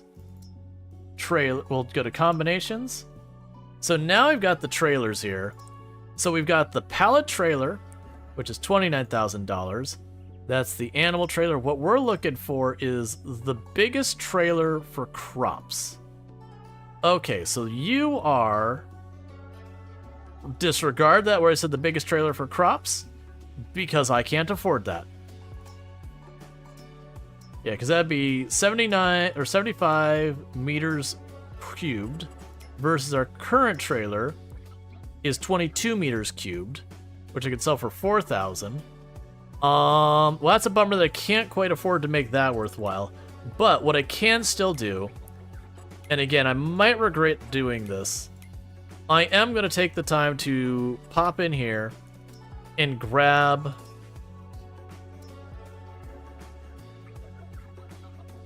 the trailer here for our pallets.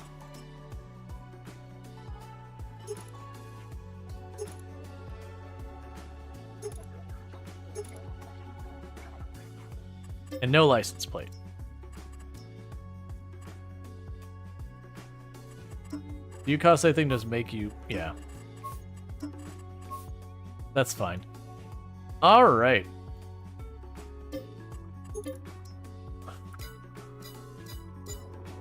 Because that still has a use for us.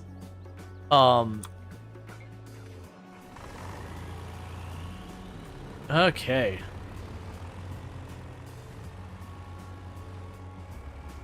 Because with this, dealing with pallets is going to be way less of a hassle.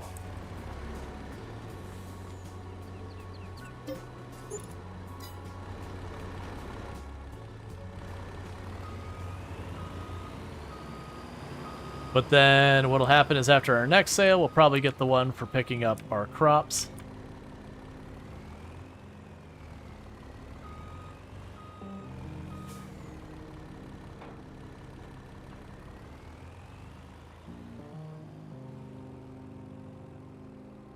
And just like that, we now have ourselves something we can actually haul goods with at a meaningful capacity.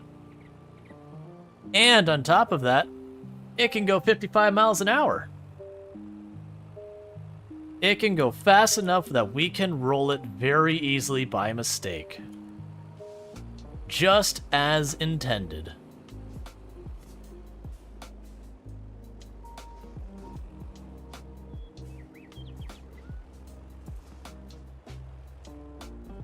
Which does give us the situation that this here, and I'm not going to sell it yet just till I get a feel for that trailer, This trailer is probably going to get sold soon, because I likely have no use for it anymore. So for right now, I'm just going to tuck it behind the building.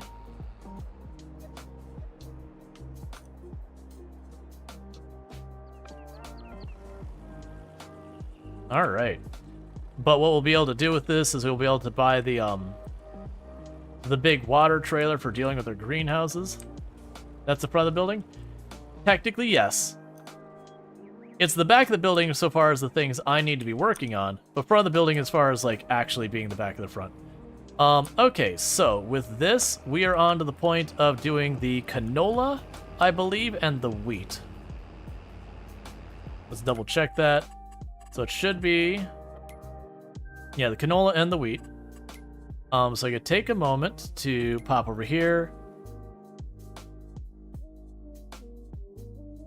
And this will be a whole big thing. So draw a custom field.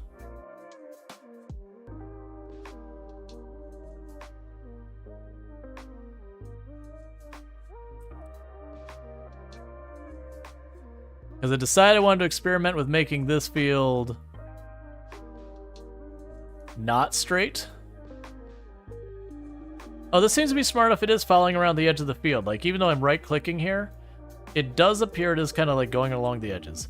Save custom field, yes. Rename our field. I said, let me rename it. There we go. Canola 1. Alright. Wait, does that say it's not ready to harvest? We'll just drive over there and look. I've found the... blocking all our customers from entering. Not my problem. That sounds like a them problem, not a me problem.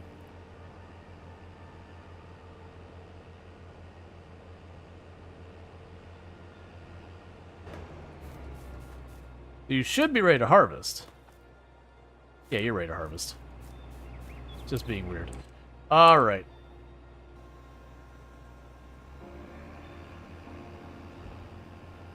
So we can get you all going here. How are we doing on time, by the way? Alright, so we don't have a ton of time left. That's okay. We'll get what we can done.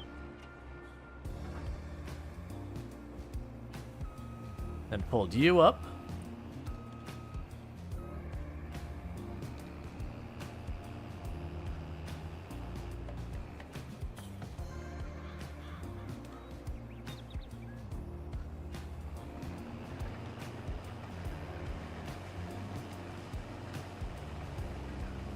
So, Shift 4 is supposed to be able to show me these. I don't know what the debug channels even are. What I wanted to see is if it would show me like the actual path the thing was going to try and take. And in the meantime...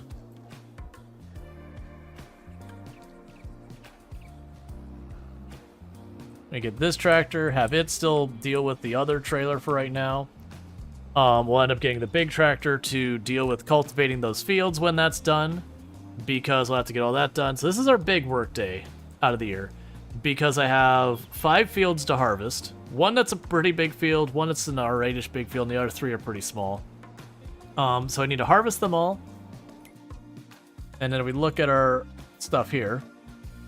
I have to then plant the canola tomorrow, and then plant the wheat the next day.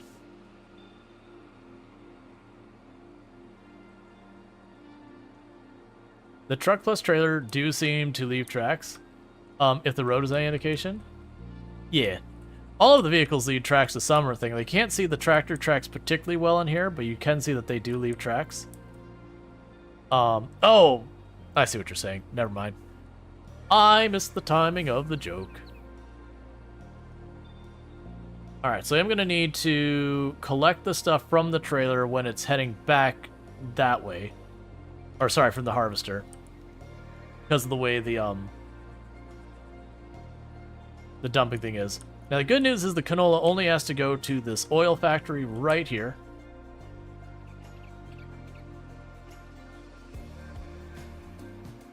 That said, it doesn't really give me nearly enough canola to like really be able to do a lot of it. No, hi Rock. How you doing? Having a good day? Cool, cool. All right.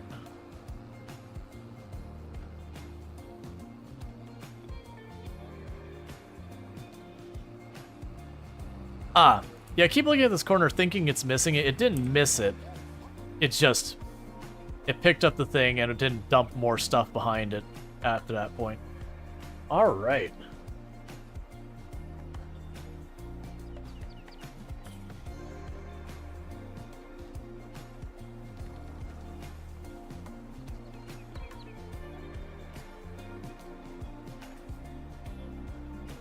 I can't remember. I think Tim already had to bed.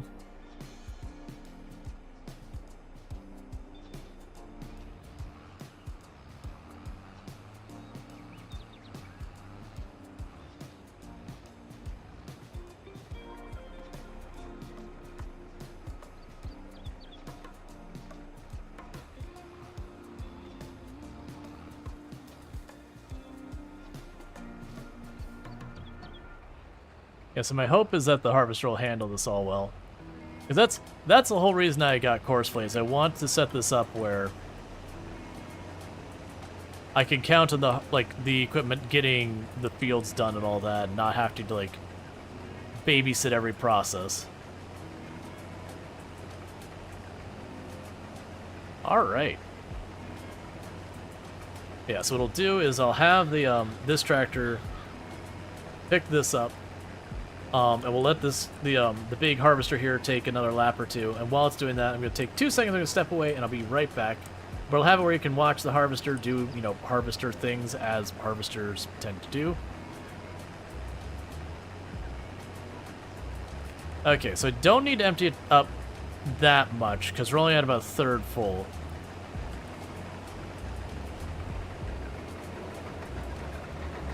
And that's okay. It's probably better that I have lighter loads on this than heavier ones, just because this is a little 100 horsepower tractor. And the reason I'm using this and not the 500 one is because the moment we get to the next field, I'm going to have that big 500 horsepower one cultivating, and then this one's just going to be dealing with this trailer in the meantime. There's going to be some back and forth between the tractors as this goes.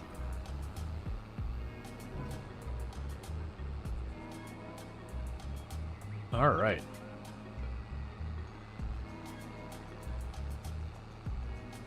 But I am happy that we finally got the new we got the semi, because that's something we talked about getting for a long time, and then there's always something more important. All right, now I will be back in just a minute, so thank you again for tuning in. I'll be right back.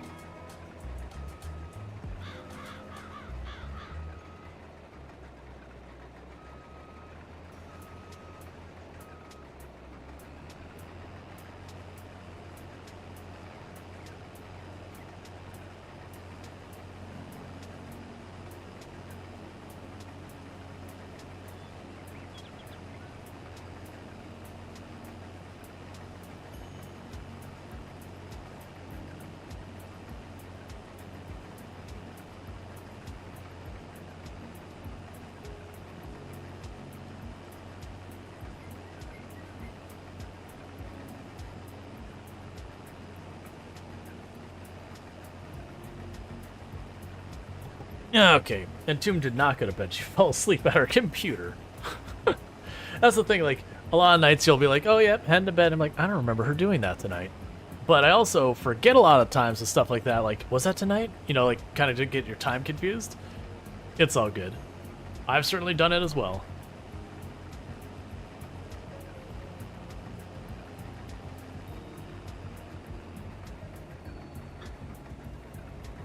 Did it crash into a tree?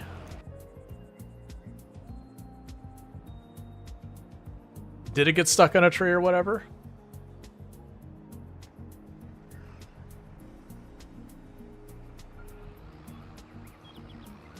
Like, I definitely see it stopped here, but I'm pretty sure it didn't crash into a tree on this.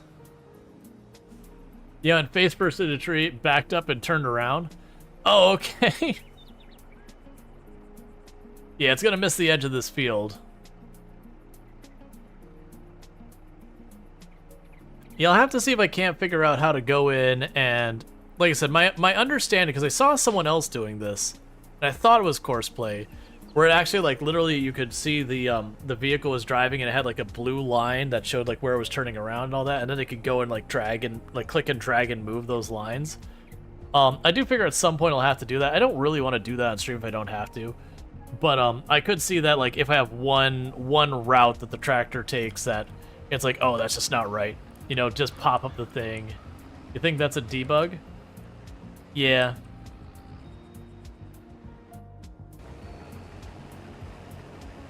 Yeah, because it was Shift 4.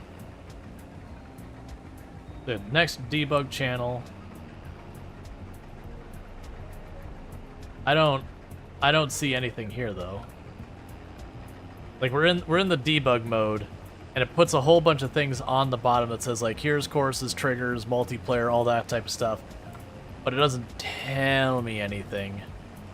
And I'm not seeing a thing. Yeah, I'll just have to look it up. Because that would be the idea, is I want to get it to where I can go to some of these fields that it struggles with.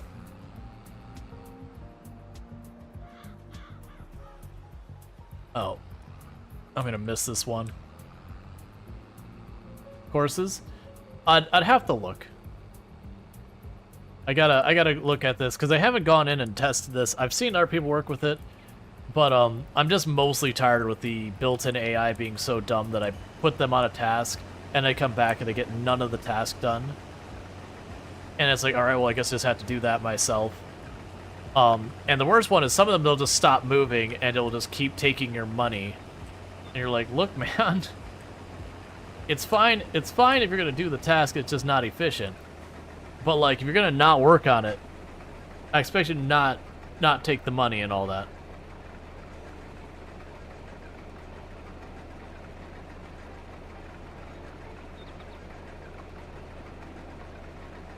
Okay.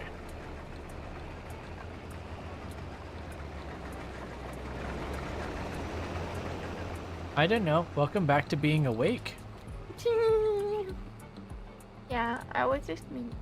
Mm-hmm. But I'm gonna head downstairs. I figured.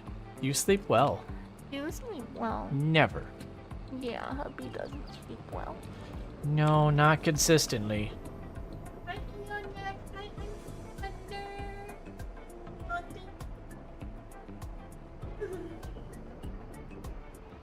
Love.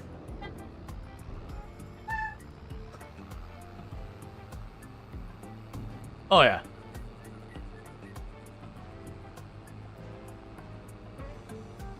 All right, let's see if I can look real fast. So Shift 4. So it's got all these things that say courses and all that on the bottom, but oh, so I'm now looking at courses apparently. It doesn't have anything there. So it does, like, we're on the courses channel, but I'll have to just look into how it works. Because I know there's, like, a course editor and all that, but I don't know how any of this works. And every time I try clicking the course editor, I never have it do a thing. Because I think the way that this works is you ultimately have it, like you create the course, it produces a file that's just like behind the scenes. I just don't know how it works. I gotta look it up. But all that, my understanding is all that file is like go to coordinates X, Y, facing, you know, direction, whatever. You know, go this far, like go this far this way, like turn on this piece of equipment. Go to X, Y, like it just, you know, it kind of just outlines this is the path you follow. to deal with a bunch of these problems.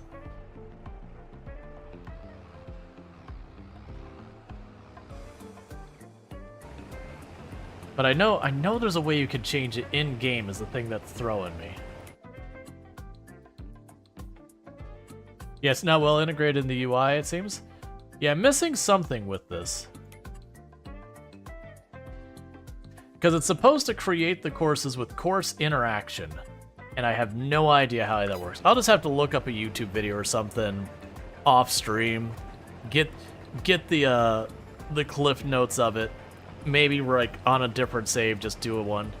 Because like I said, if it's a big thing, I don't want to do it on stream. So what I could potentially see doing is one day after I wrap up stream, like not continue all the other processes or whatever, just go in and like put all the pathing into it kind of thing to at least get the base pathing. And then if I have to tweak it on stream, that'll be totally fine.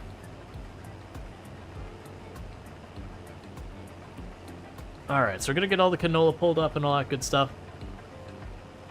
But that's part of the reason it's always a pain when it comes to mods like this, is usually they have to build themselves on top of what's in the game, and that gets to be a whole thing. Because I kind of figured the way this would work is I would have it do a field with a certain tool or whatever. I'd be like, okay, I've generated a course, and you go, you did a bad job in this corner. Let me just, tweak it so you kind of like zigzag versus trying to go a straight line here because there's a tree or like whatever the issues were, that I'd have a base point that I could tweak from. Alright, pick up this load, and I shouldn't need to pick up another load from that for what's left of the field. Like, I probably could actually get away without picking up even this load, but that's okay. Because I'll pick up this load, and then while it finishes that up, I'll get the blue tractor. Oh, I forgot, there's still this corner over here that it missed. Which, for the record, I deliberately made this field not rectangle, just to have a field to, like, test things on and all that it's got a bunch of different directions and angles and all that goes, so it's stress testing the AI and all that. My other rectangle fields alone, some of the process it doesn't do well. Why are you slowing down so much?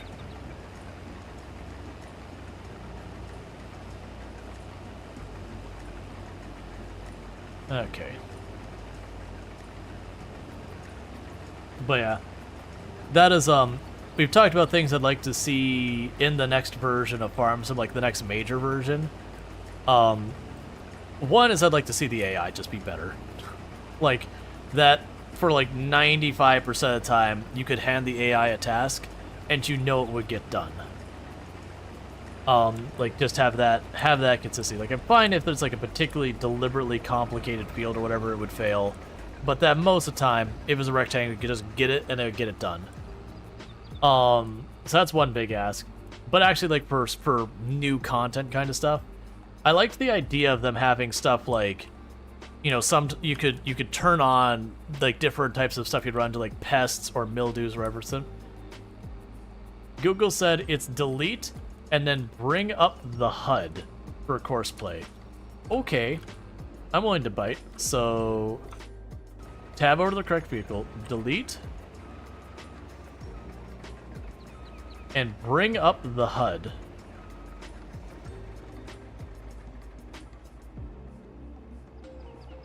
Oh. Unfortunately, it chose that to be the exact moment it finished working.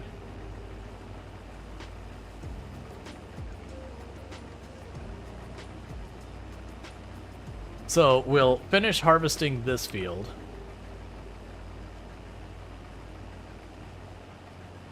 And do all that stuff. I'm also under the impression with that you can create, where you just click on a field, you say create job, choose the worker to do it.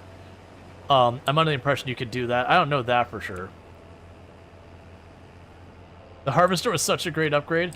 Oh yeah, there's a reason we were willing to sell half of our equipment that we didn't need but was nice to have to make it happen. Dealing with a tiny 6-meter harvester versus this one, which I can't remember, it's like 18 or 20 something meters or whatever wide, and more than 3 times the capacity. And faster while it's doing it. Like, it was such a monstrously large improvement.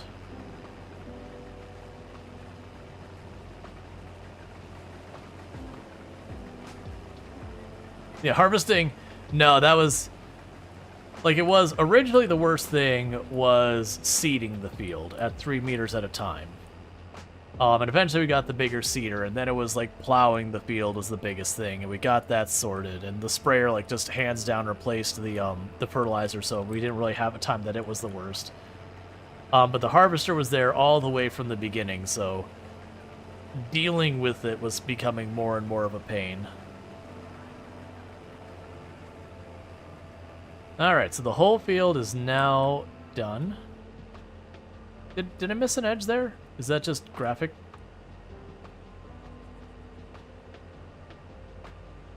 I did miss the edge there.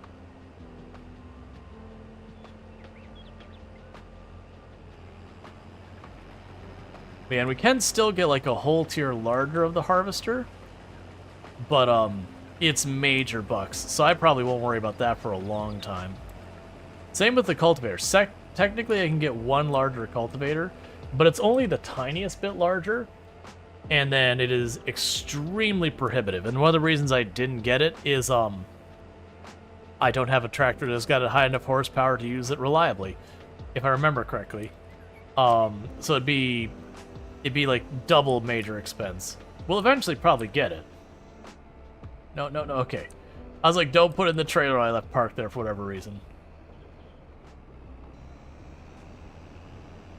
All right. So we'll see what we can do here for messing with the course play thing. I say as I'm like, no, wait, actually, first I'm going to grab the blue tractor. Well, we'll just let the harvester go autopilot. And where I'll go from there is I'll go to the blue tractor, drop the cultivator, and see what it shows for course play. Because honestly, the harvester for the rectangle fields, I don't think I have a single field it misses more than like, I think that rock it misses one spot.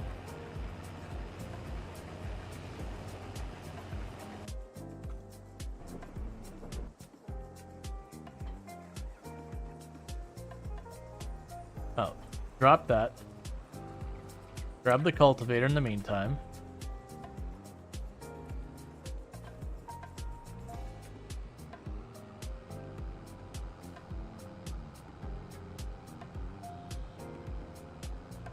Oh, that's interesting. When I pull that up, the moment I pull it up, I no longer can move the camera with the mouse.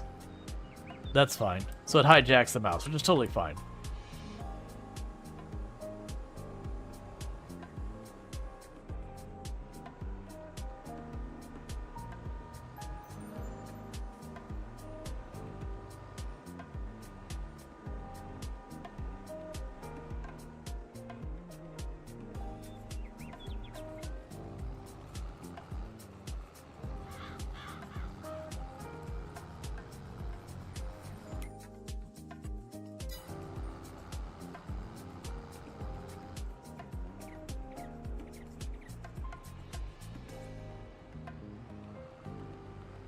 So let's test real fast. I think I see what I wanted to see. So I want to go here, go to delete, record.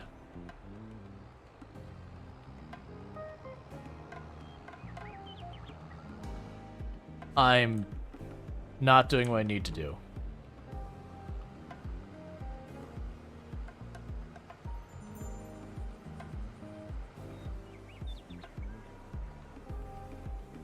Record. This is what I remember seeing. Is that you'd record it doing the work one time, and then you were just good.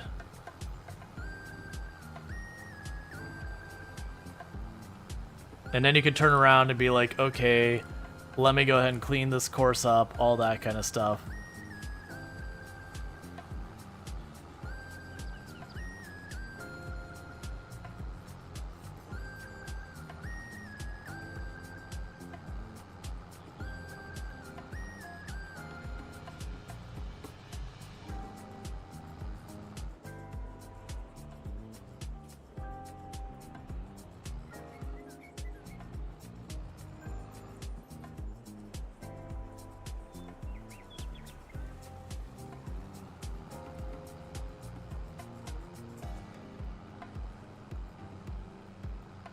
This will be hardly perfect, but I think it's totally fine for me to have to record it the first time myself. And then once I've done that, we can go with that. The problem is, right now with me doing it this way, where I have the harvester running, it's going to fill up, and I'll have to see if I can pause the course play here and deal with whatever I got to deal with and go from there.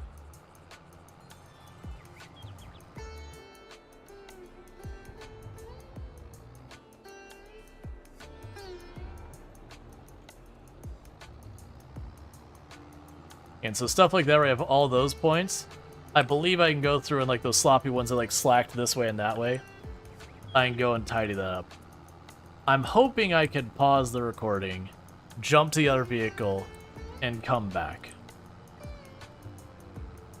If not, that'll be something I want to deal with at some point, is just take one of the days I'm streaming this and just do each task one by one manually to record it. That way, in the future, I can, again, when I go to hand this over, they'll just deal with it and they'll get it right.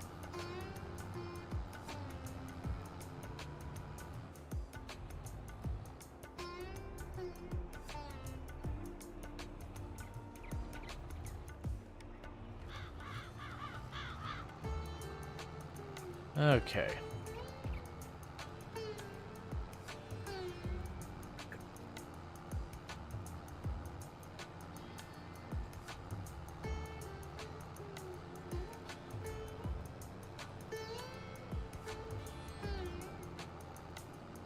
That also means with the sprayer, because it doesn't look like it's potentially knowing when I'm picking up or loading the tool. I'm not seeing any symbol that implies that. I could see with the sprayer then. Alright, so let's try pausing that.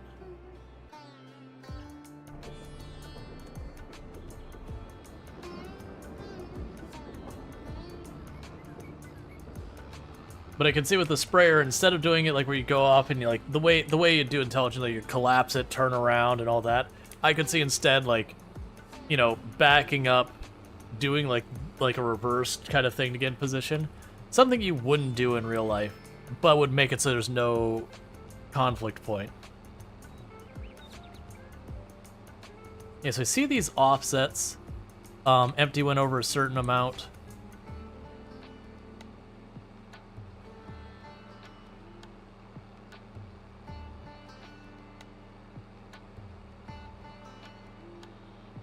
But yeah, my goal here isn't to fully automate everything, just basically compensate for the workers not knowing how to do anything.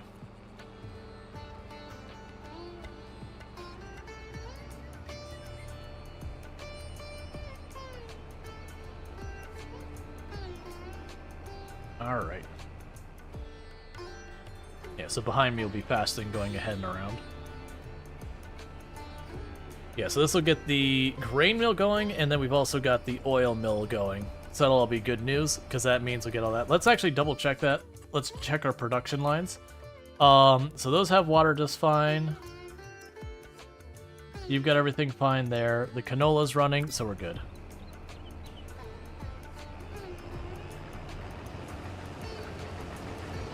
Now, we're not following you the whole way. It's fine.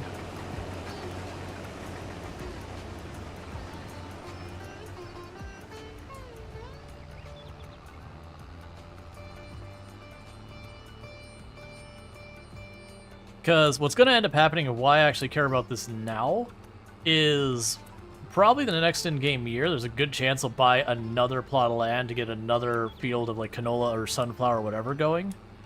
And we will eventually have the issue of I'm going to have 3 or 4 tractors going at a time to get anything done in a reasonable amount of time frame. Because it doesn't actually improve our profitability if I just have more and more fields, and it just takes me that much more time to do those same fields. I want to get more equipment to put more workers on it where they will eat some of my, eat some of my profit by being workers I have to pay. But at the same time, real life hours, even if it's taking me the same time, but I'm getting more fields done, that'll be a big win.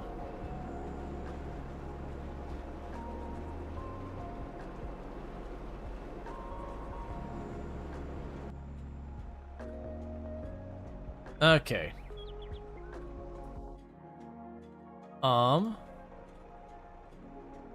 There we go.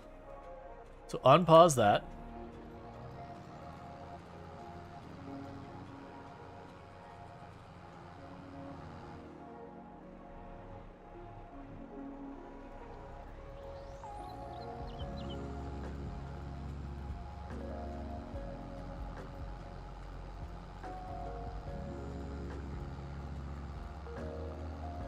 Ah, I see. So I can right-click to make it interact with the Courseplay UI, or to go back to working the way mouse normally works. That's good. That's not shabby.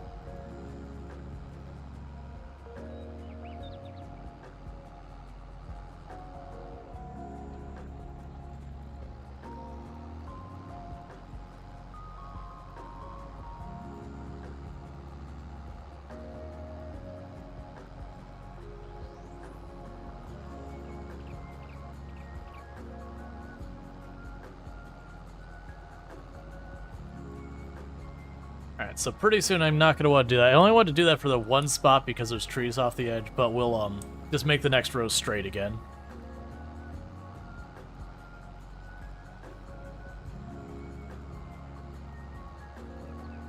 Yeah, so this is definitely not maximum efficiency at all. That's okay. I feel like that's a reasonable consequence, punishment, whatever, of needing to go and do this.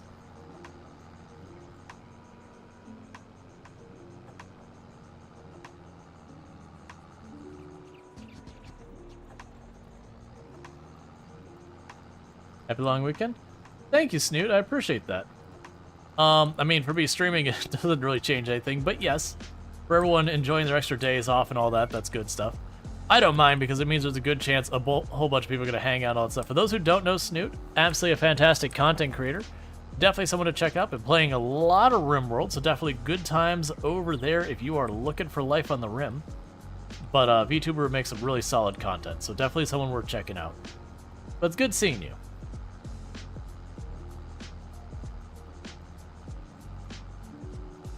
Alright.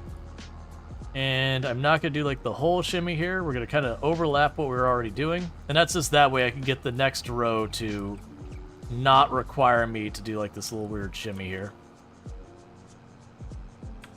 And that's because this isn't a rectangle field. Stuff had to get nudged somewhere along the way. Alright, so let's see how close that gets to straighten us out.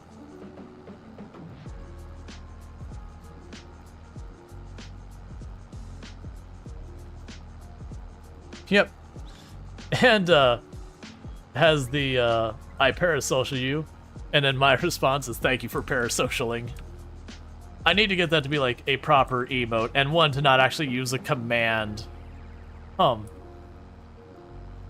This is chill to watch. You don't think you'd play it though? Any reason? Like, what is it? Just like it's just not really my jam, or? The first thing you did when you came in was check to see, yeah, I haven't had a chance. Like, after stream yesterday, I went to sleep. You grew up around a lot of farms? I can understand that. My wife, Toom, was in the exact same situation, so... I've joked about different games that feature farming, and I'll be like, hey, would you like to do this? She's like, no. She's like, no, I escaped.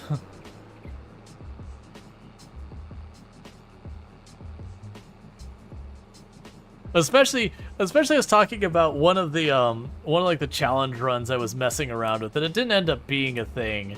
But I ended up was like just mowing grass. So it was literally farming grass and then selling the clippings to get through.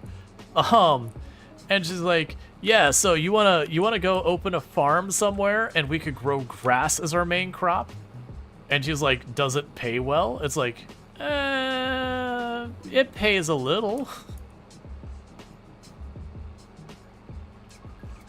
You can smell the cows through the screen. Oh, come on.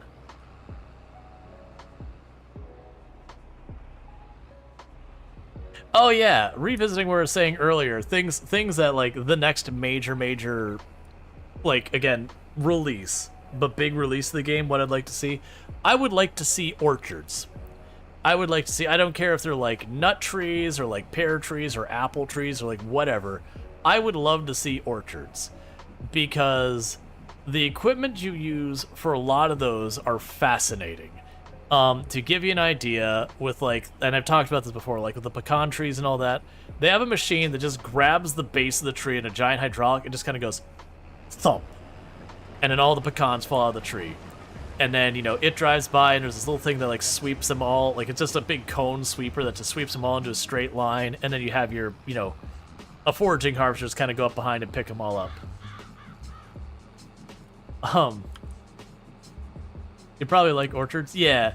That'd be a lot of fun to me because it'd be just a very different crop because you'd have to like pull up, you would stop, your machine would grab the trees on either side, you'd hit the shake the crap out of the tree button, all the stuff would fall on the ground.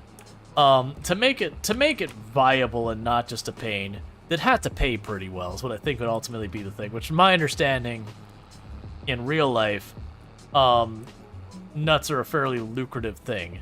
The other thing I'd be curious about is in real life when you're dealing with an orchard, it's not like when you're growing wheat where you put down wheat, you know, n number of months later you get your harvest and you get, you know, your full payout from the wheat. Like that's like you've harvested the crop, you sell the crop, you get your money. Orchards are weird in the sense that a lot of your trees, you plant them and the first year you get nothing. You get to watch a stick out of the ground and get a little bit bigger. And it's not till several years that you get anything to harvest, and usually it's not even worth the money to run the harvester until, you know, 5, 6, 7, whatever number of years later, that you finally hit that point where it's like, okay, the tree is mature enough to deal with all that stuff. So you've got several years of these things you plant, you put a lot of labor, a lot of money into it, a lot of maintenance into it, and you get bumkiss for payout. And then, you know, after the 5, 6, 7 years, depending on the crop that the tree starts actually producing, that's when you send out your harvesters to shake the tree, to pick up the nuts and, you know, sell that. And then for some number of years, that tree produces well. And then gradually, as time goes on, it gets like a higher yield up to a point, and then you start getting lower and lower yield as the tree gets old. And, you know, after a certain number of years, say it's 15, 20 years, you yank the tree and you put a new one down because it's more cost effective than the low yield of the old tree. Lots of work with pests and insects and weeds too? Yeah. But I could definitely go for like orchards being a thing. I'd love to see that get added. I'd love for various problems I'm going to go under that farmers deal with in real life that is nothing but a negative to their yields. So, you know, insects that get into their crops, so you like get infestations of whatever, stuff like southern blight, which is a type of mold that attacks the roots and stems of plants. You know, all these things that, you know, in real life are scary for farmers because you get a field that gets southern blight established in it, you torch the field, it's done. I don't mean like literally light it on fire. But basically, the field's done. You've got this really, really pervasive infection in your field. You write off the crop, and you start treating the soil to get rid of the stuff. And then a lot of times, the next couple years, they will grow something that is tolerant against that particular problem while they're correcting the field. So at least they get something out of that field while they're doing everything. Luckily, that's not as big of an issue as it used to be. And they probably have more modern solutions that do better than what I'm familiar with. But I would like that to be a thing, that you could turn it on as an optional game setting, and, you know, what they would do is then, you know, you get a higher, like, just base game, you get a, you know, a 15-20% higher yield for all your crops. for turning on the setting. And then the idea is you've let those things go, they would eat up all that benefit. Whereas if you keep on top of them, you should have a higher payout for taking on effectively a higher difficulty. But I liked the idea. But have like a variety of them and have more than one solution. So like, for example, you have an infestation of some type of bug. Give you the option of taking your sprayer, putting some pesticide in, and blasting your field with pesticide. Makes sense. You would also have the option of like natural predators for those things. So you get a box of wasps or ladybugs or whatever's the appropriate thing for that particular pest. I could go for that. And in reality, that'd have like 1 or 2 types of bug infestations, and you get your 1 or 2 choices. You'd have 1 or 2 types of like, mildew or whatever that attack. You'd get like an herbicide spray as one of, or not herbicide, a fungicide spray as one of your options, or like you could get some other treatment where they like dust the field or whatever to try and be a preventative. So you'd have the choice of using a preventative thing at front to prevent the problem from getting established at all. I could see a lot of stuff they could do with that. I'm not sure they would. But to me, that'd be an interesting one where there'd be, instead of you just being very formulaic to say, like, I do X, Y, Z, okay, next field, X, Y, Z, okay, next field, X, Y, Z. Sometimes you'd also toss in, A, B, or C as a sometimes need to deal with, and you couldn't really predict it. But I like the idea behind that. Sometimes at Blight, we literally burn the wheat here. Yeah, no, that's the thing. Yep, no, I realize I'm at the end. I wanna see like the end of this field getting recorded on Courseplay, and then finish the field we're harvesting. And then once I'm done with that, we'll probably be rapid stream here in a moment. So we won't get all the fields harvested. I'm not gonna go the extra 45 minutes or whatever it'd take me to do all of the fields.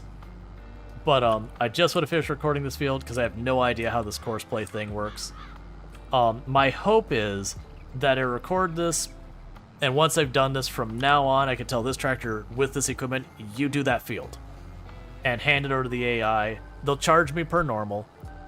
And they will actually succeed on finishing it. Even though I'm very definitely not doing great on the efficiency of how I'm handling this.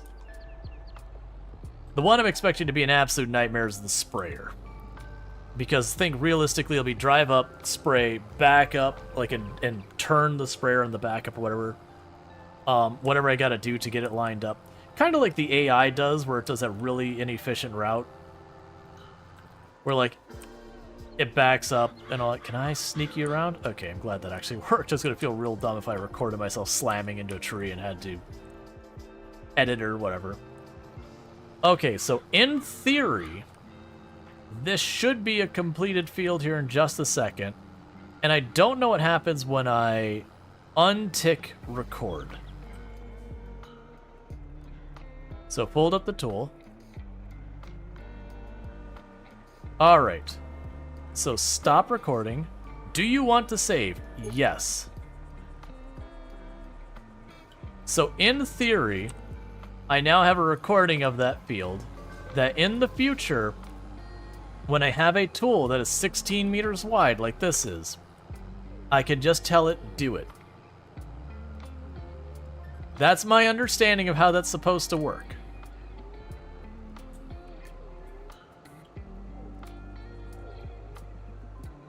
Alright, and so this way I don't forget, let's see.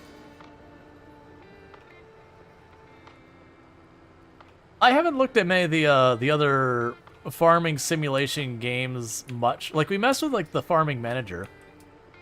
I just noticed you might have bought some. Yeah, so we actually, you can't see it here, it hasn't rendered in.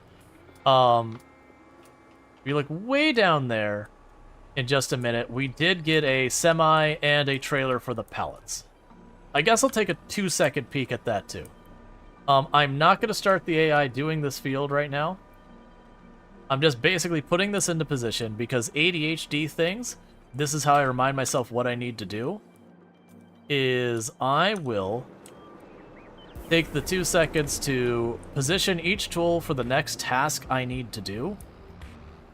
That way when I get back the next time, I could just go, actually, I mean, that field's done, right? You're done? So you can actually just sit over here out of the way.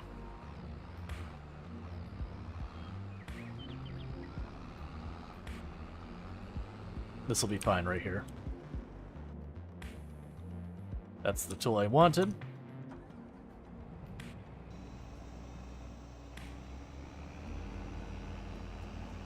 Because then what I'll do is I'll put all my equipment in position for where it's needed next. So it's just sitting there so that the next time we come back, I'm like, okay, what the heck was I doing in farm sim? I'm like, oh, well, I've got this thing with the cultivator sitting on this uncultivated field. Gotcha. Oh, I've got my harvester sitting on this field that needs to be harvested. Gotcha. And I can remember exactly where I left off. Because I can figure it out without doing that well enough. I just pull up my map, but there's definitely like that 5-10 minutes where you're like, all right, what the heck was I doing? Versus this way, the moment I hit tab, I'm like, ah, perfect.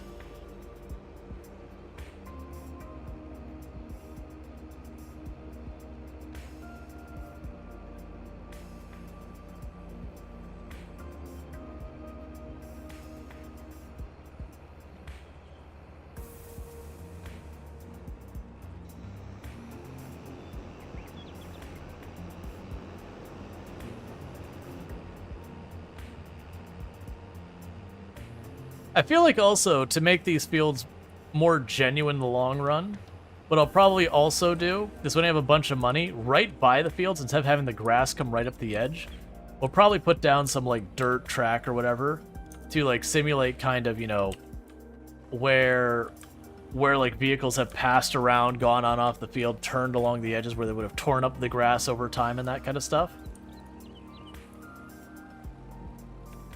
Let's see, professional farmer, cattle and crops has some cool stuff like dynamic terrain and proper nutrients for the soil. You wouldn't say it's better than Farming Simulator, but it's different. I do like the idea that instead of just you spray the soil with fertilizer, you dry over and be like, oh, nitrogen's a little bit low. Go ahead and you can either grow a crop to fix your nitrogen or, you know, spray it with some fertilizer that's primarily nitrogen. Oh, your potassium's a little bit low. Oh, well, I didn't leave my... I wanted to just see what the palette loading on this would be like, and, you know.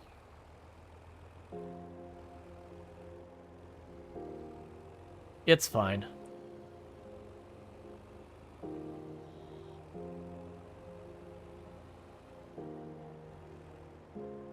Yeah, has nitrogen, phosphate, potassium? Yep. Because I remember, like, I haven't farmed at any point, so, like, anything commercial style with that, I don't really know about.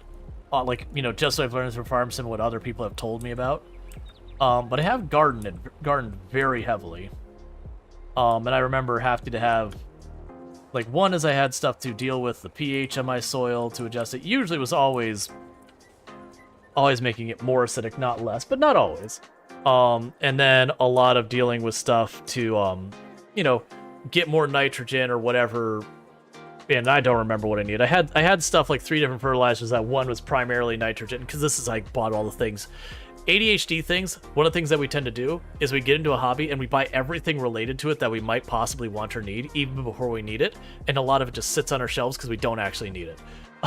So I bought a fertilizer that was like mostly nitrogen and just a little bit of other stuff, one that's mostly phosphate and just a little bit of other stuff, and one that was like potassium and a little bit of stuff, and one that was like all 3 of them. And I think I only ended up needing the one 99% of the time. And I don't remember which one. And then just like the same thing, I got one thing for increasing the pH of the soil and one for decreasing the pH of the soil. And I think in all of the time I was gardening, I had one plant that I think I had to increase the pH soil, and I think there was one plant I had to decrease it. And it's just because that plant was particularly intolerant to the more acidic soil, and all that stuff. So with all that said, though, what is going to happen here is we are past the normal time that I wrap up my stream by just a little bit, so we're going to go find someone for us to raid. If you're watching over on YouTube or TikTok, the stream will abruptly end for you because there's no such thing as raiding over there. But for over here on Twitch, we're going to go find someone for us to raid. If you have enjoyed tonight's content and you aren't already following the channel, don't forget to drop your follow. That way you can find your way back here in the future. I do stream 6 days a week from 7 p.m. to 4 a.m. EST. The only day I don't stream are Thursdays, so we got stuff happening here tomorrow. I don't know for a fact what I'm playing tomorrow. Probably Stardew Valley. I'm going to probably try and come up with some other game we can have a challenge run going on in. That way I can have like, you know, Stardew Valley sometimes, the other game the other time, and then Farm Sim and a couple other games I use as kind of fillers when I'm like, you know what, I don't know how to stream. Let's just do some Farm Sim. It's a safe fallback. It's fallback. So with that said, I'm going to go ahead and put up my ending stream screen, and we'll figure out who we can drop a raid on. And before I get too far into that, I'm going to quickly save my game in Farming Simulator and close it, so that way I don't accidentally run the day out and have problems. And see who we can find to drop ourselves a cheeky raid over here on Twitch. You can also grab the raid message